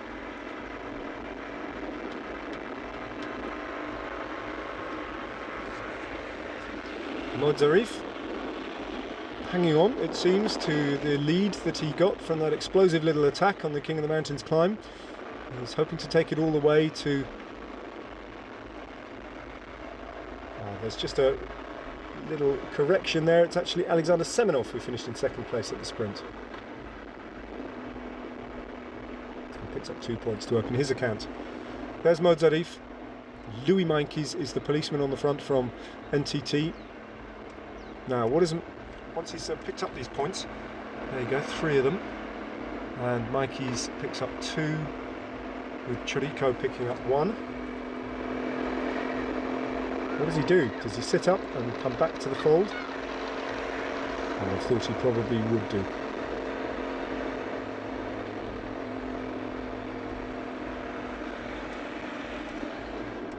So Modzarif moves to 8 points. Double the tally of his nearest rival, Colby Lang. Looking good for him at the moment, with 3 more climbs remaining.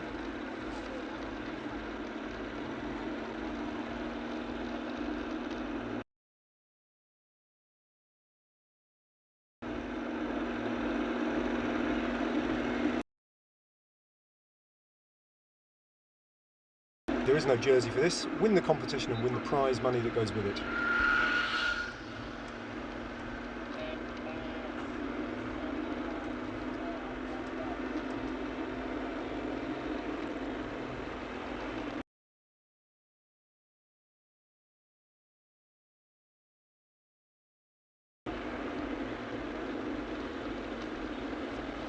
Now, this nasty little uncategorised climb was the point in the race where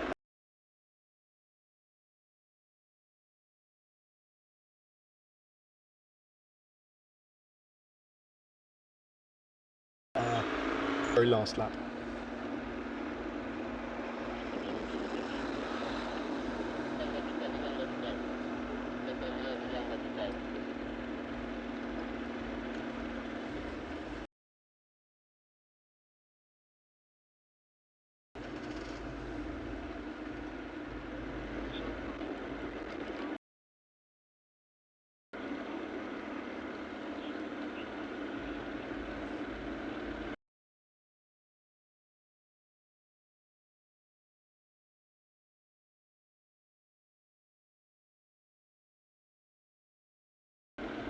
At this point is close to the front of the race, but it's Louis Meintjes who's descending.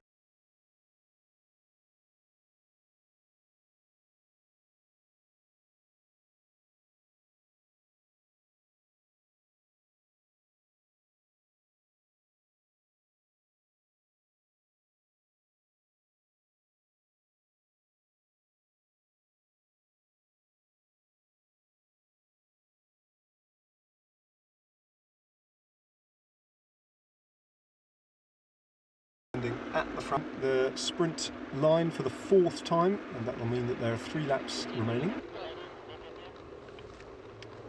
Meintjes, little discussion between the two.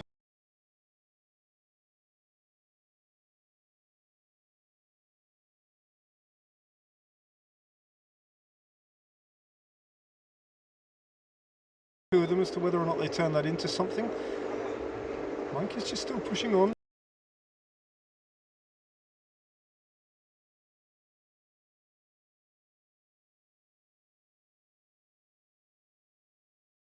Lead. There are 9 points.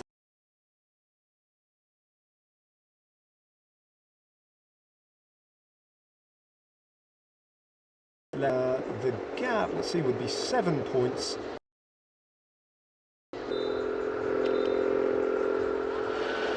Max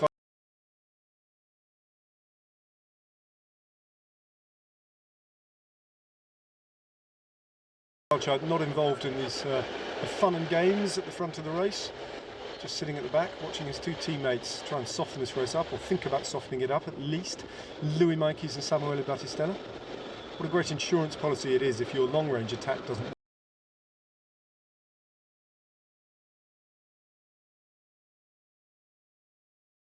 work, as it didn't yesterday when Battistella.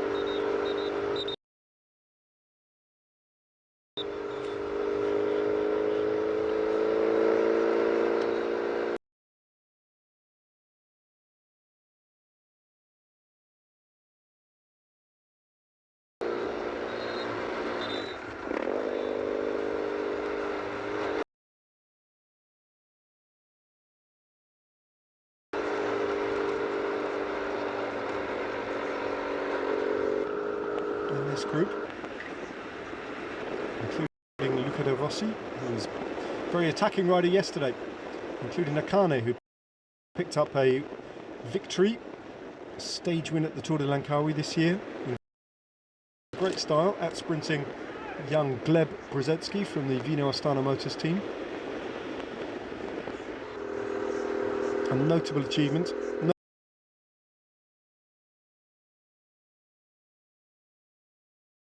Notable as well because of the way that the team celebrated that success, indicating that Nakane is one of those selfless tactical nous as well, and his speed at the line somehow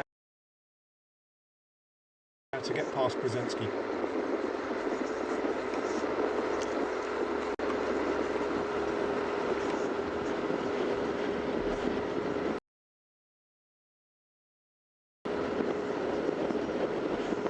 Riders trying to cool themselves down by whatever means. As much water is splashed over their bodies as is actually drunk in these races.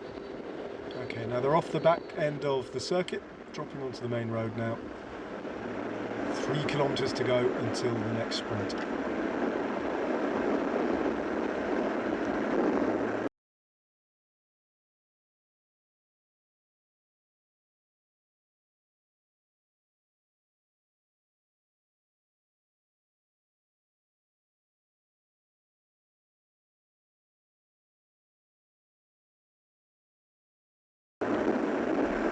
Long range attack coming.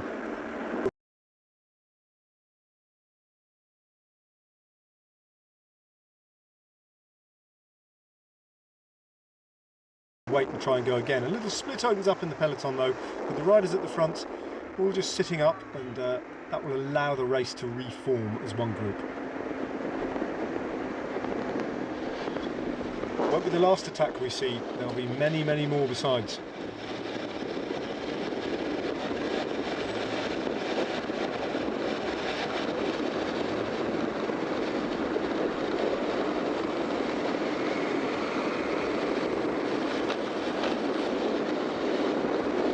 Alexander Semenov is the other one of the Vino Astana Motors riders in this 29-man breakaway group. Matvey Nikitin being the other, who I think finds himself on the front right now.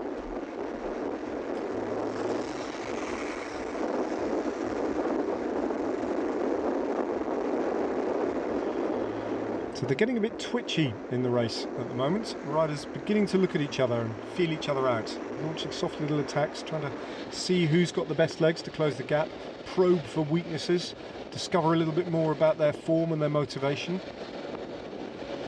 Still a little bit too far out to do something extraordinary and expect realistically to be able to ride it all the way to home, but those teams that have got multiple riders in this group, including NTT and Delco, Nippo Delco Provence, they can play that game to a certain extent at least.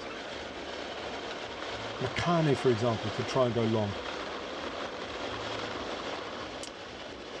Perhaps not on this lap of the circuit though. Around about 1 kilometre to go until they hit the finishing line now. As another rider goes off the front. Looks like Sapura have launched one.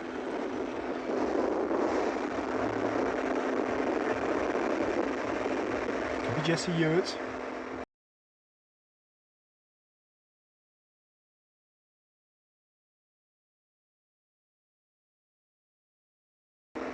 By the way, he's been...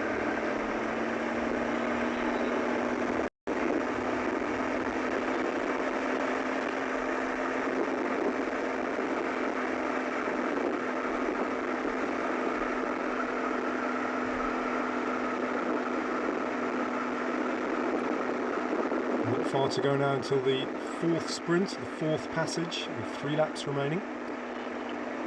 Reliano not too far from the front of the race again, that white jersey with the Romanian national colours down the cuff and across his midriff. There he is, Johan Le Bon sees him there, understands what his game is, I think, and that Reliano wants to go for it. Le Bon actually just, I think, encouraging him to sprint for it, just get it done, rather than try to roll through at the front of the race. Reliano sensing the opportunity now to try and get 3 more points. Drops back a little bit. Sees Battistella and Buongiorno. Max Walscheid now with 200 metres to go. Buongiorno looks around, he's surrounded by NTT. This is the first time we've seen Max Walscheid anywhere near the front of the race when they come through for these little intermediate sprints, but he's not sprinting, he's just turning those pedals over, and Bernard van Aert looks like he is going to cross the line in first place. So Van Aert on the front just now. So slow right down. Blake Quick, another rider, towards the front, if not right on the very front.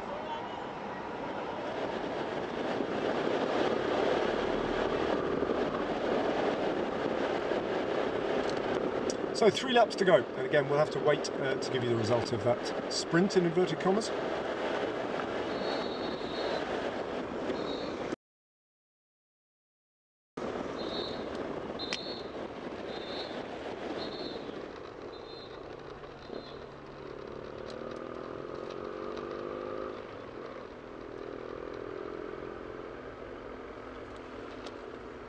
Well, this is a key moment in the King of the Mountains competition. Colby Lang fails to get any points here, and Modzarif picks up maximum points. I'd give it to Modzarif. I think he's probably won it. And for that reason, it could be that that is Colby Lang, who's gone off the front a little bit in the Wildlife Generation team. Yeah, it is indeed. That's Colby Lang. He's being hunted down by the peloton. Van Aert, Walscheid, Lang. That's the order over the line at the full sprint.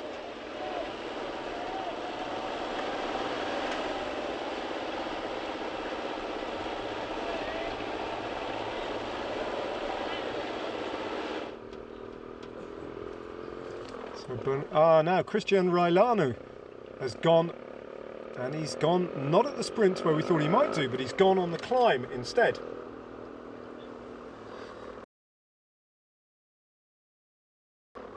Yet to score any points in the King of the Mountains jersey. King of the Mountains competition, keep calling it a jersey, it isn't, and he draws about a counter-attack from Luca Chirico as well. Second time he's been on the offensive. That's the steep bit of the climb done with for the remaining.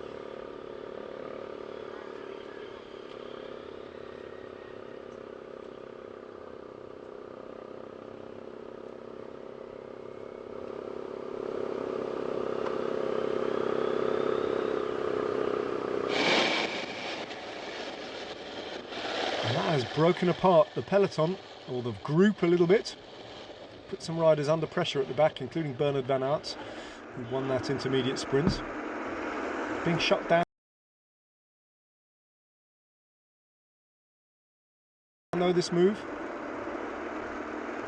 for the King of the Mountain. Might have been Modzarif. Very difficult to see from that shot.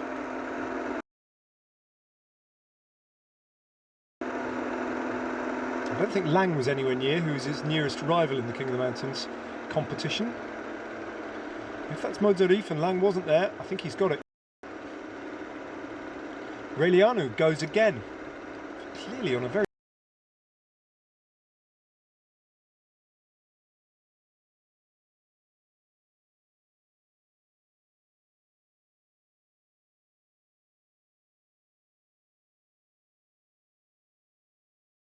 good day today, the Romanian.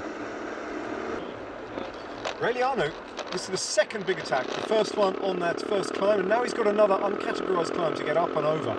If he's feeling like this though, it might be an opportunity for him to further extend his advantage. 3 riders just dropping off the back.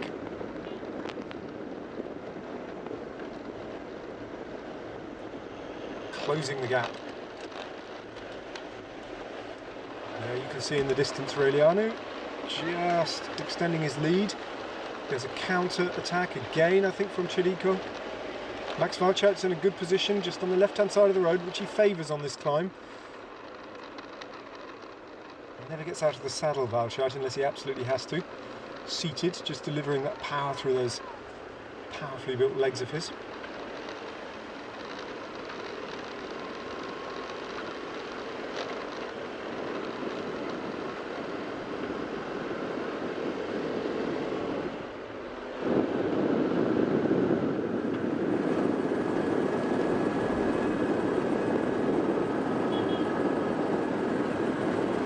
Pekan, I think, attacking now from Nippo Delta Provence. But the lone leader hasn't been caught. Christian Raelianu hugging the frame, getting as low as he possibly can on his bike, while still being able to pedal. A remarkable skill we've seen plenty of ever since Matej Mohoric first pioneered it. Taken up, it's quite widespread across the peloton now. Not everyone feels comfortable doing it, but it does, as ungainly as it looks, does seem to be effective. Alright, so Modzarif did pick up points there. Unofficially, I think he's won the competition.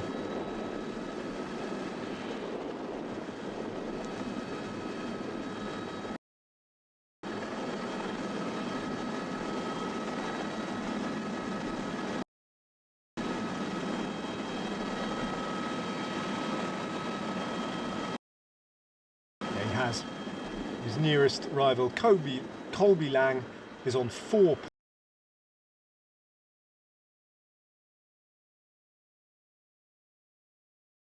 The mountains competition. Modzarif is on 11.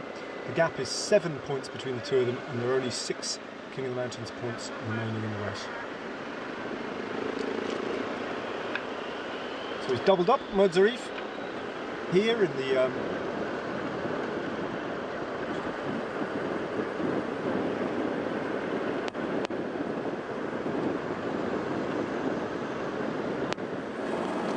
built up a decent advantage now, Christian Raelianu.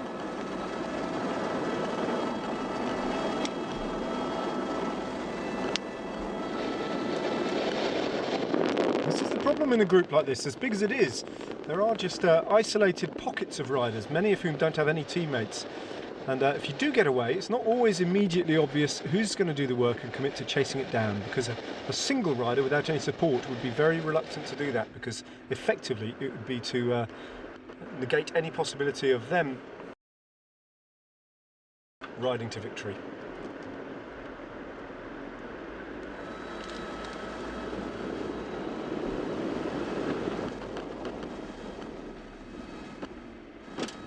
Max racing out here, does Christian Raelianu. Last year finished 4th in the general classification of the Tour of Peninsula, which is another Malaysian stage race. Took a stage as well. 2-time national champion of Moldova. Apologies, I think I've been calling it Romania, the 2 neighbouring countries. It's actually Moldova that Raelianu rides for. 27 years of age. Good solo attack. So a national time trial champion. Skills that come in handy in just such race situations as this.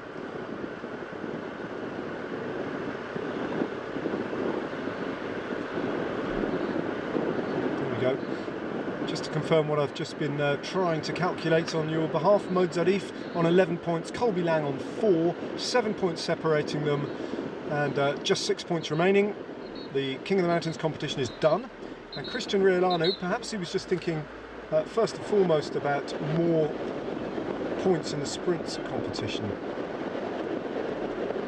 rather than the realistic possibility of actually riding to victory here. He has got a few kilometres to go now to stay away. And he's going to take himself a further 3 points and move himself to 9 in that competition. With again 6 points remain, just 3 points remaining after this. It's sprint number 5, so it's the penultimate sprint. If he's done the maths and calculated correctly, I think he could be about to win it. In fact, he will.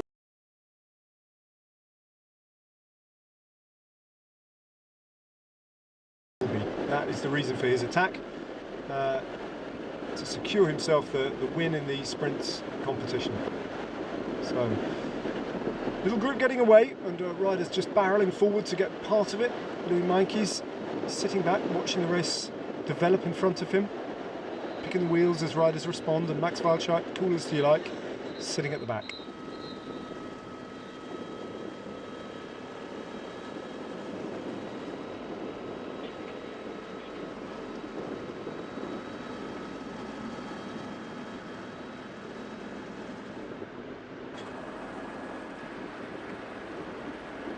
Well, Realanu's gone very deep and he's gone a long way out, but it's... There he is. A lot of effort, isn't it, to earn his 1,500 Malaysian ringgit, which he will do if he wins the sprint competition. And when he crosses the line, if he's got no one for company, he will have done that. With one sprint remaining, his advantage over everybody else would be too much to be caught.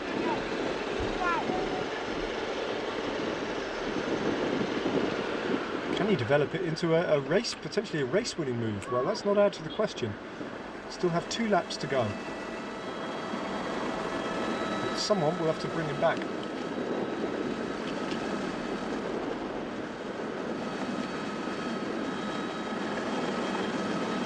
So the chaser's about to swing left-handed then onto the finishing road, where there will be 2 kilometres before they get to the finish line.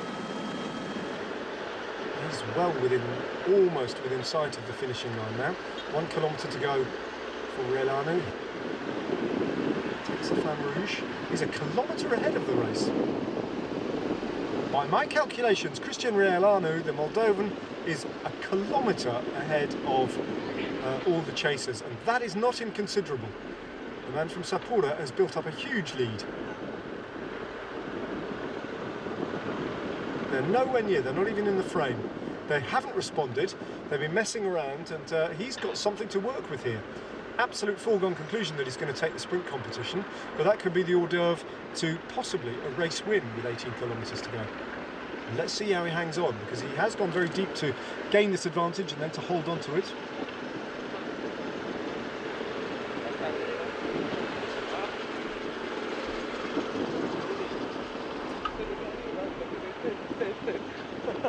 Oh, what a ride. He glances over his shoulder, he won't see the peloton. He's in a great position, just double checking that no one's going to contest this final sprint, or penultimate sprint, but the final one in terms of closing out the competition. And all the way back down the line through the heat haze, you cannot see the chase group. He has stolen a march on all of them. Over the line he comes, and he picks up 3 more points, which moves him to 9 points and out of sight. No one has got more, I don't think, than Bernard van Aert, who's got 4 points. Could pick up 2, that would make it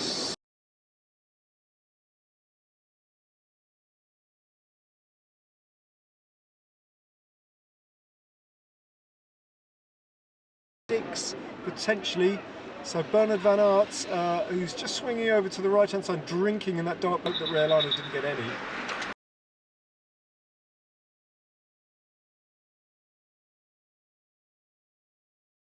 And he'd have to finish second at this sprint. Samueli.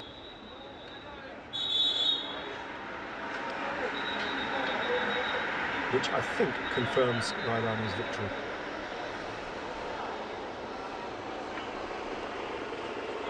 And now he's on the steep part of the climb. 2 laps to go. One more passage over the line when he'll hear the bell.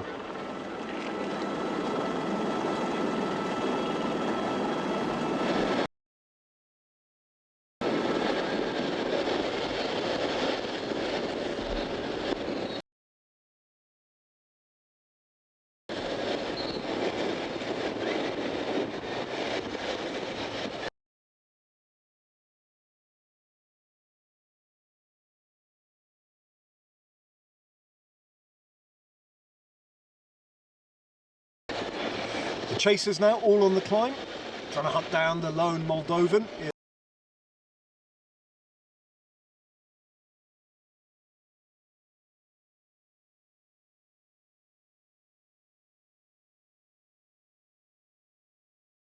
Heading towards the King of the Mountains point where he'll pick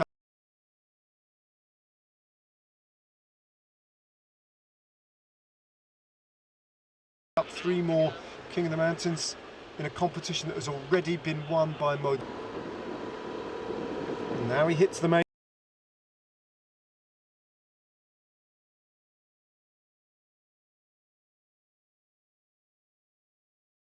It is Max Walscheid himself.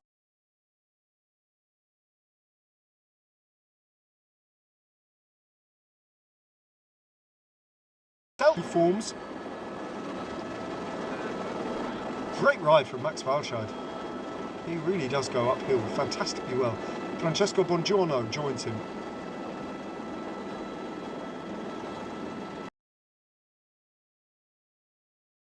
And all the other 28 riders are still there, some distance behind the Moldovan, who still has a healthy lead.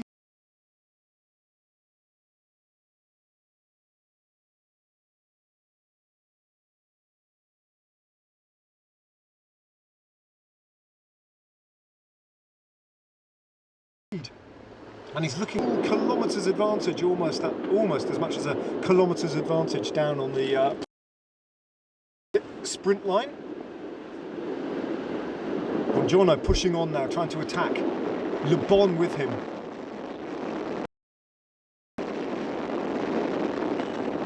The advantage that Reilanu has enjoyed has shrunk to about 30 seconds by my calculation.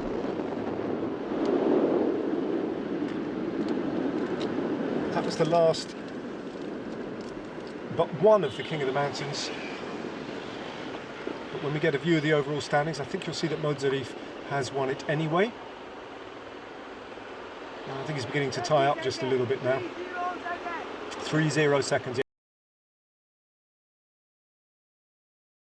Yeah, 30 seconds, roughly what I to hunt him.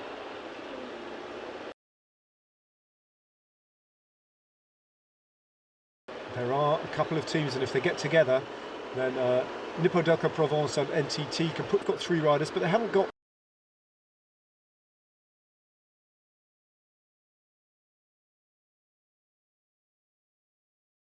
fast men of the capacity of either Minali or Walscheid. Walscheid's obviously having a stellar day, attacking on that climb.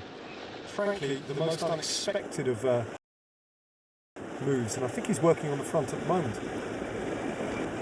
He's out-climbing Louis Meinkes at this point, who is their specialist GC man-stroke climber. Walscheid towards the front, just drifting over to the right-hand side of the road now.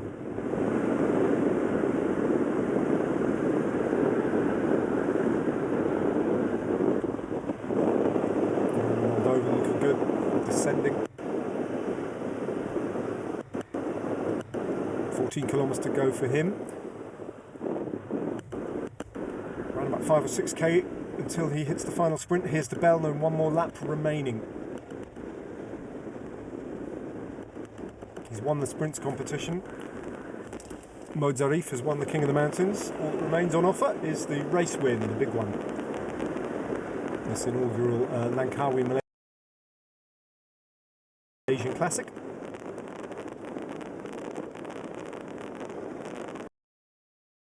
It's a good parcours for a race, this.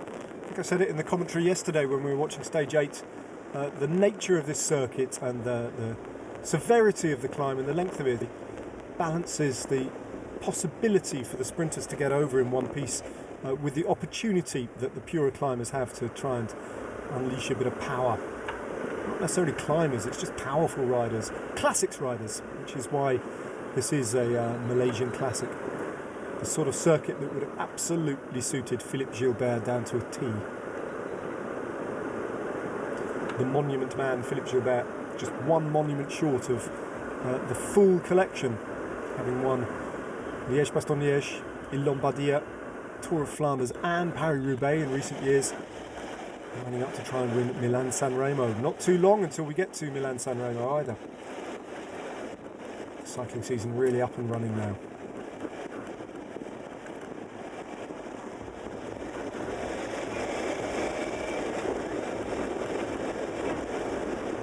Oh, they still can't see Ray Liano. It's a very strong ride, regardless of what happens to him now. It's almost down to him. If he can hold his form together, he's got every chance of riding this one out. Of course, the next ascent of the climb might prove the opportunity for someone definitively, if they can almost see him at the top of that climb, which they will do, just to punch a hole in the gap and really ride across to him and destroy his chances. But at the moment on these roads, they can't do too much to, especially on the descending parts, they can't do too much to close the gap to him.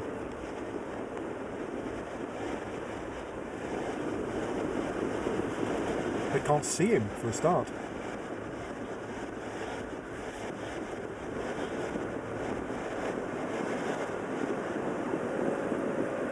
Moldovan individual time trial champion a couple of years ago, taking the last of the sprints.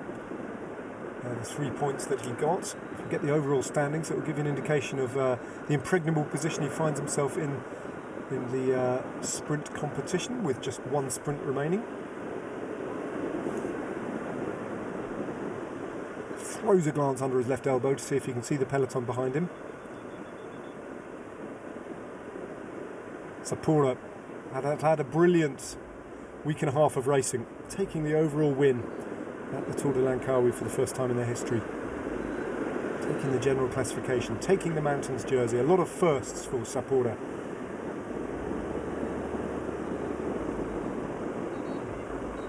It's a moot point as to whether or not they've actually overshadowed their rivals, Tragado TSG, who have produced 2 stage victories. Those are the standings, the overall standings in the KOM, the King of the Mountains competition. That's done. There's only one more climb to go and a maximum of 3 points. And the sprints competition is equally done. What's less certain is the outcome of the race. So this speculative attack, just to try and get himself the money for the sprints competition and win that one, has turned into a really quite convincing attempt to try and win the race from Christian Riolano. Interesting to get to the front of that group and see who's working on the front. Got a feeling it's Nippo Delco Provence with one rider on the front. Hoping that they can bring this back so that Riccardo Minali can face off against Max Walscheid for the sprint. In the meantime, Riolano is into the last 10 kilometres of racing. Nothing wrong with the way he climbs, by the way. A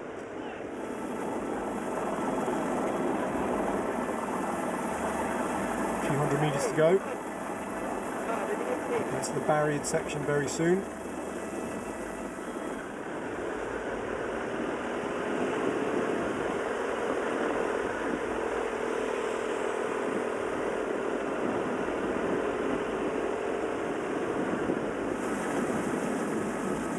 Bird's eye view of how this isolated white jersey is faring.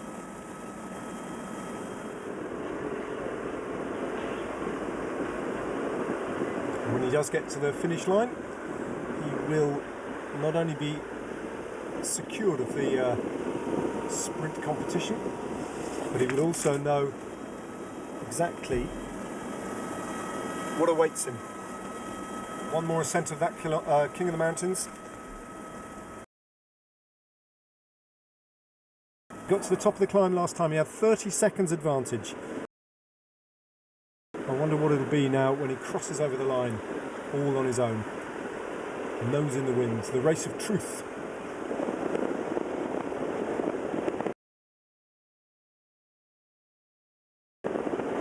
time trial his way to victory and outwit 28 other riders who all have dreamt of winning this race in their various different ways over the course of the last few hours of racing. 159 kilometres in total. Pretty soon there'll just be 8.7 remaining on one lap of the circuit.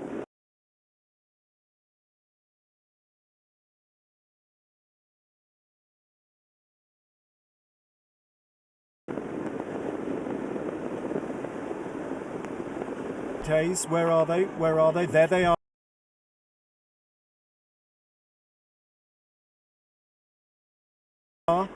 So 22 seconds appears to be the advantage on the screen. Let's just try and confirm that as he goes.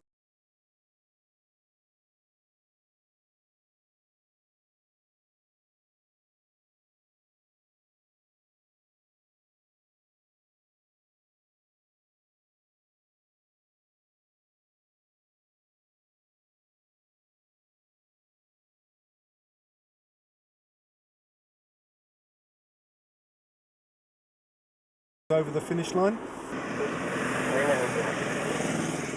to hang on against this committed chase from the 20.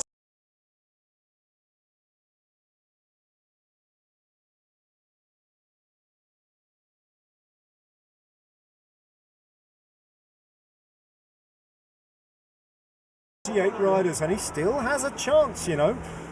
A lot of it will depend on how he gets up.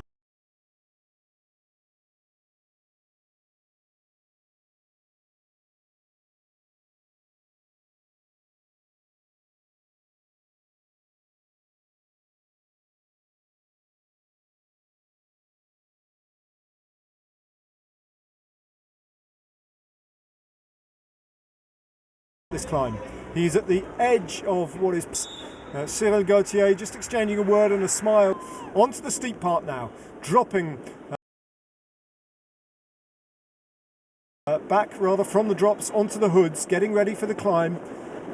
And I think they've shaved 1 or 2 seconds off. It's now the peloton, what remains of it, the group.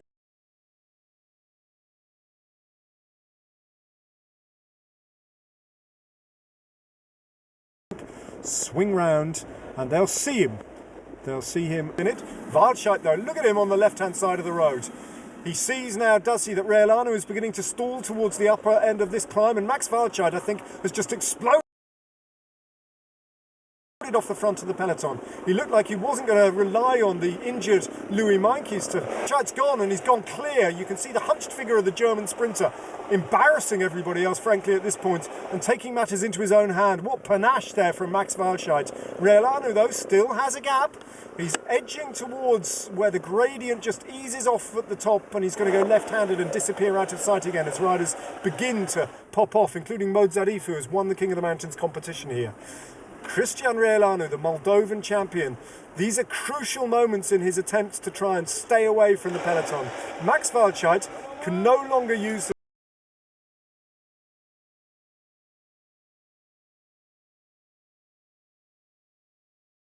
the support of either Louis Meintjes, enough headway into Reolano's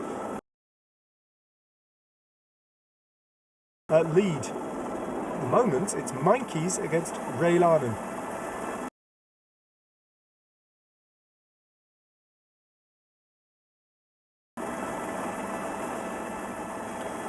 Nine seconds, so that would suggest they are bringing him back, and bringing him back quite fast. And now the counter-attacks come. Perhaps they can see him, perhaps they can smell blood. Bongiorno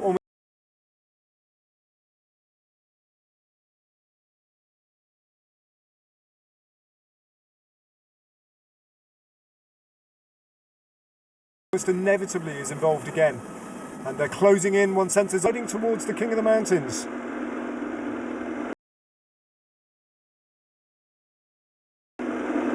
Going over in first place. After him, the team came Drew Morey. Those two riders, I think, have gone clear. The two Australians representing two opposing Malaysian teams. First and second on the road now. Christian Reolano, though, caught and dropped. Halfway through the final lap. Luca de Rossi just hanging on to the coattails of the rider in front of him, Johan Le Bon.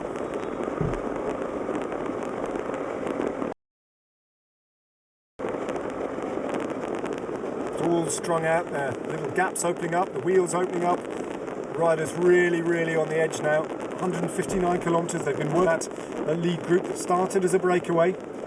Sprints competition long since won by Christian Rielanu. No more sprints, no more King of the Mountains. De Rossi trying to reposition himself in this group on the road, on this little uncategorised climb, trying to use it to inflict pain on some of the other riders. Louis Meintjes dropping away. Max Waldscheid again isolated. Battistella long since gone. Waldscheid setting a pace all of his own and doing an immense job. You can see him there, just 2 or 3 riders from the front at the moment. Oh, what a battle there is just to stay in this race. Blake Quick struggling there, the young Australian fast finishing sprinter. I think he's almost losing contact with the race at this point. This is a long way back for him. Rielanu battling on from Sapura in that white jersey. Credit to him. What a ride. Still to be in the middle of it. Still in the mix. Just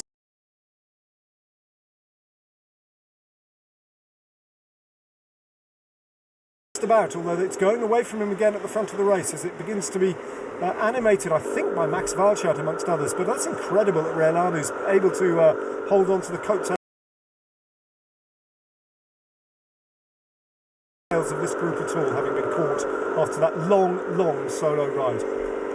Gautier, we'll see when he comes past.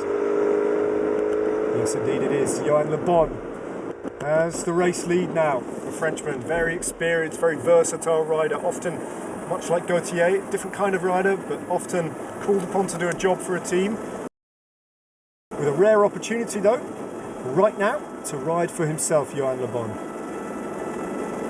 Long career behind him. Starting, of course, with the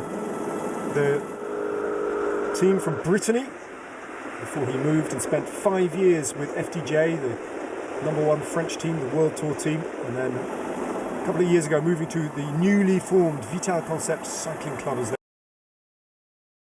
they were. B&B Hotels Vital Concept, as they are now known. Stage winner at the Eneco Tour, which often features stages not too dissimilar to this Malaysian classic. But look who's doing the hunting down. Max Waldscheid. Well, he's such a versatile rider, Waldscheid. And he is not just a flat track bully, a sprinter who just appears with a big lead out to ride to victory. He's got a lot about him, and this has been a very aggressive ride. It should really be rewarded with a race win. Waldscheid, though, has shut down that move, that dangerous move by Le Bon. Could do with a bit of support now. Louis Meintjes is still in the mix and hits the front. Meintjes, as Waldscheid just relaxes, eases off and slips back to about 7th or 8th. And Meintjes needs to set a pace here that is, well, it's a difficult one to get right. It's got to be fast enough to...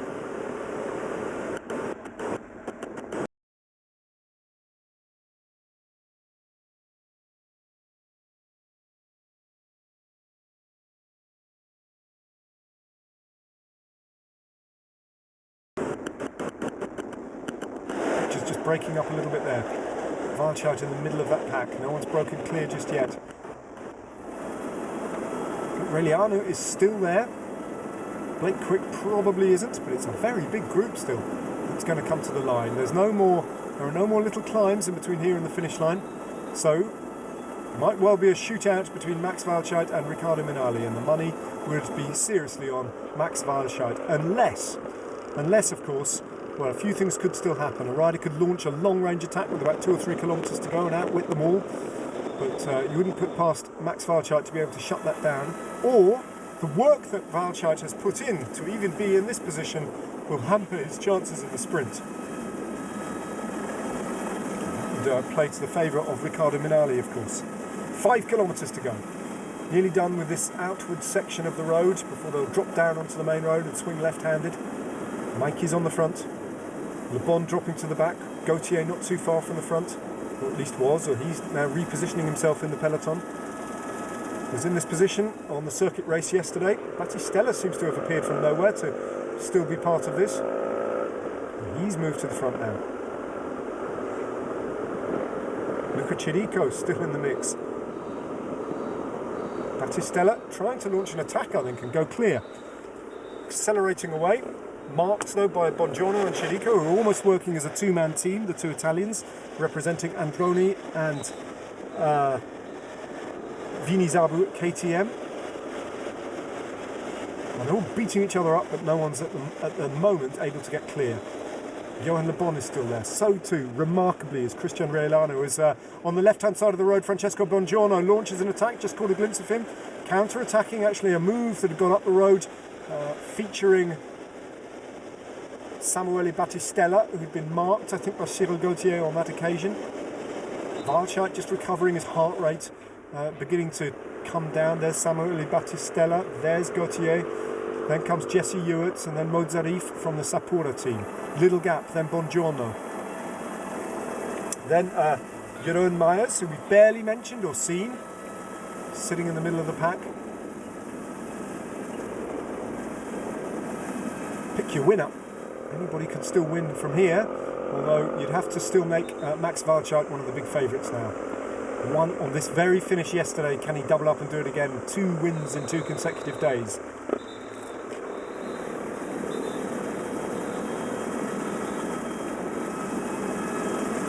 Jesse Ewart just tries to hit out now. 3 kilometres to go. 2 kilometres to go, I should say, from Jesse Ewart. Smart riding as well in support from Mozarif, who just blocked the rest of the pace line there to allow him to just open up a small advantage. And they're looking at each other to see who can take the responsibility to get on and attack and counter-attack. And Gauthier goes, and Le Bon, seeing that move, goes himself. Now, it looks like Johan Le Bon, who's attacked already once today, is trying to ride across and get across to Jesse Ewart.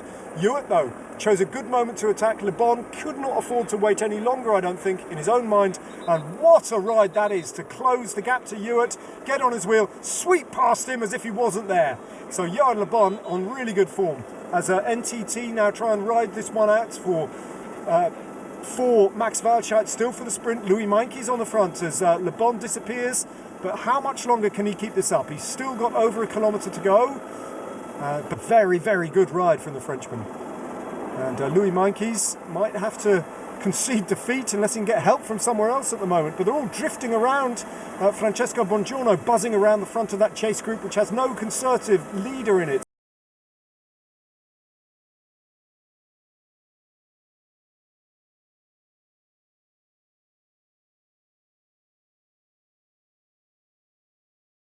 Max Walscheid is buried in the... Myers then, trying to launch a long one. Myers, the first time we've seen him. In fact, Myers is at the front of the race now, but then...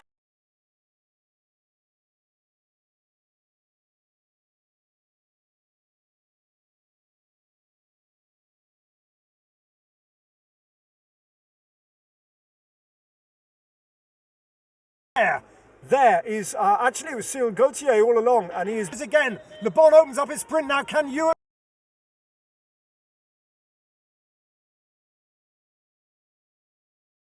react? Can he counter him? It looks as though the Frenchman is going to have the victory in the locker. Ewart on his wheel, still with 100 metres to go, gives up, and Johan Le Bon takes a deserved win in style, counter-reacting, counter-punching, and riding out the win as well. The Malaysian Classic.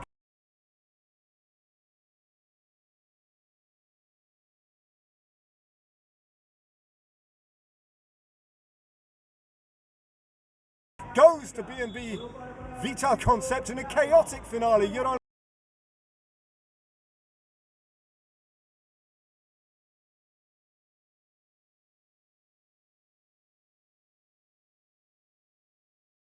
that he was in a breakaway time and time again, day 18, nor in 2019, but he has in 2020. Johan Le Bon, the winner of the Langkawi Malaysian Classic.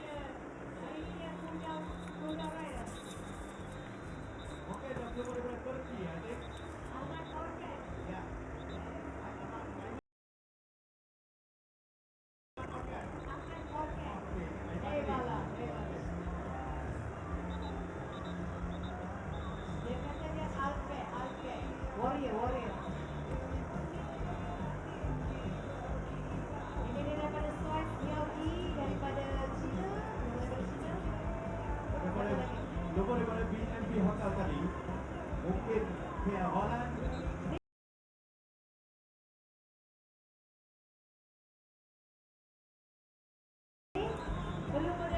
cheesy. Ni bukan yang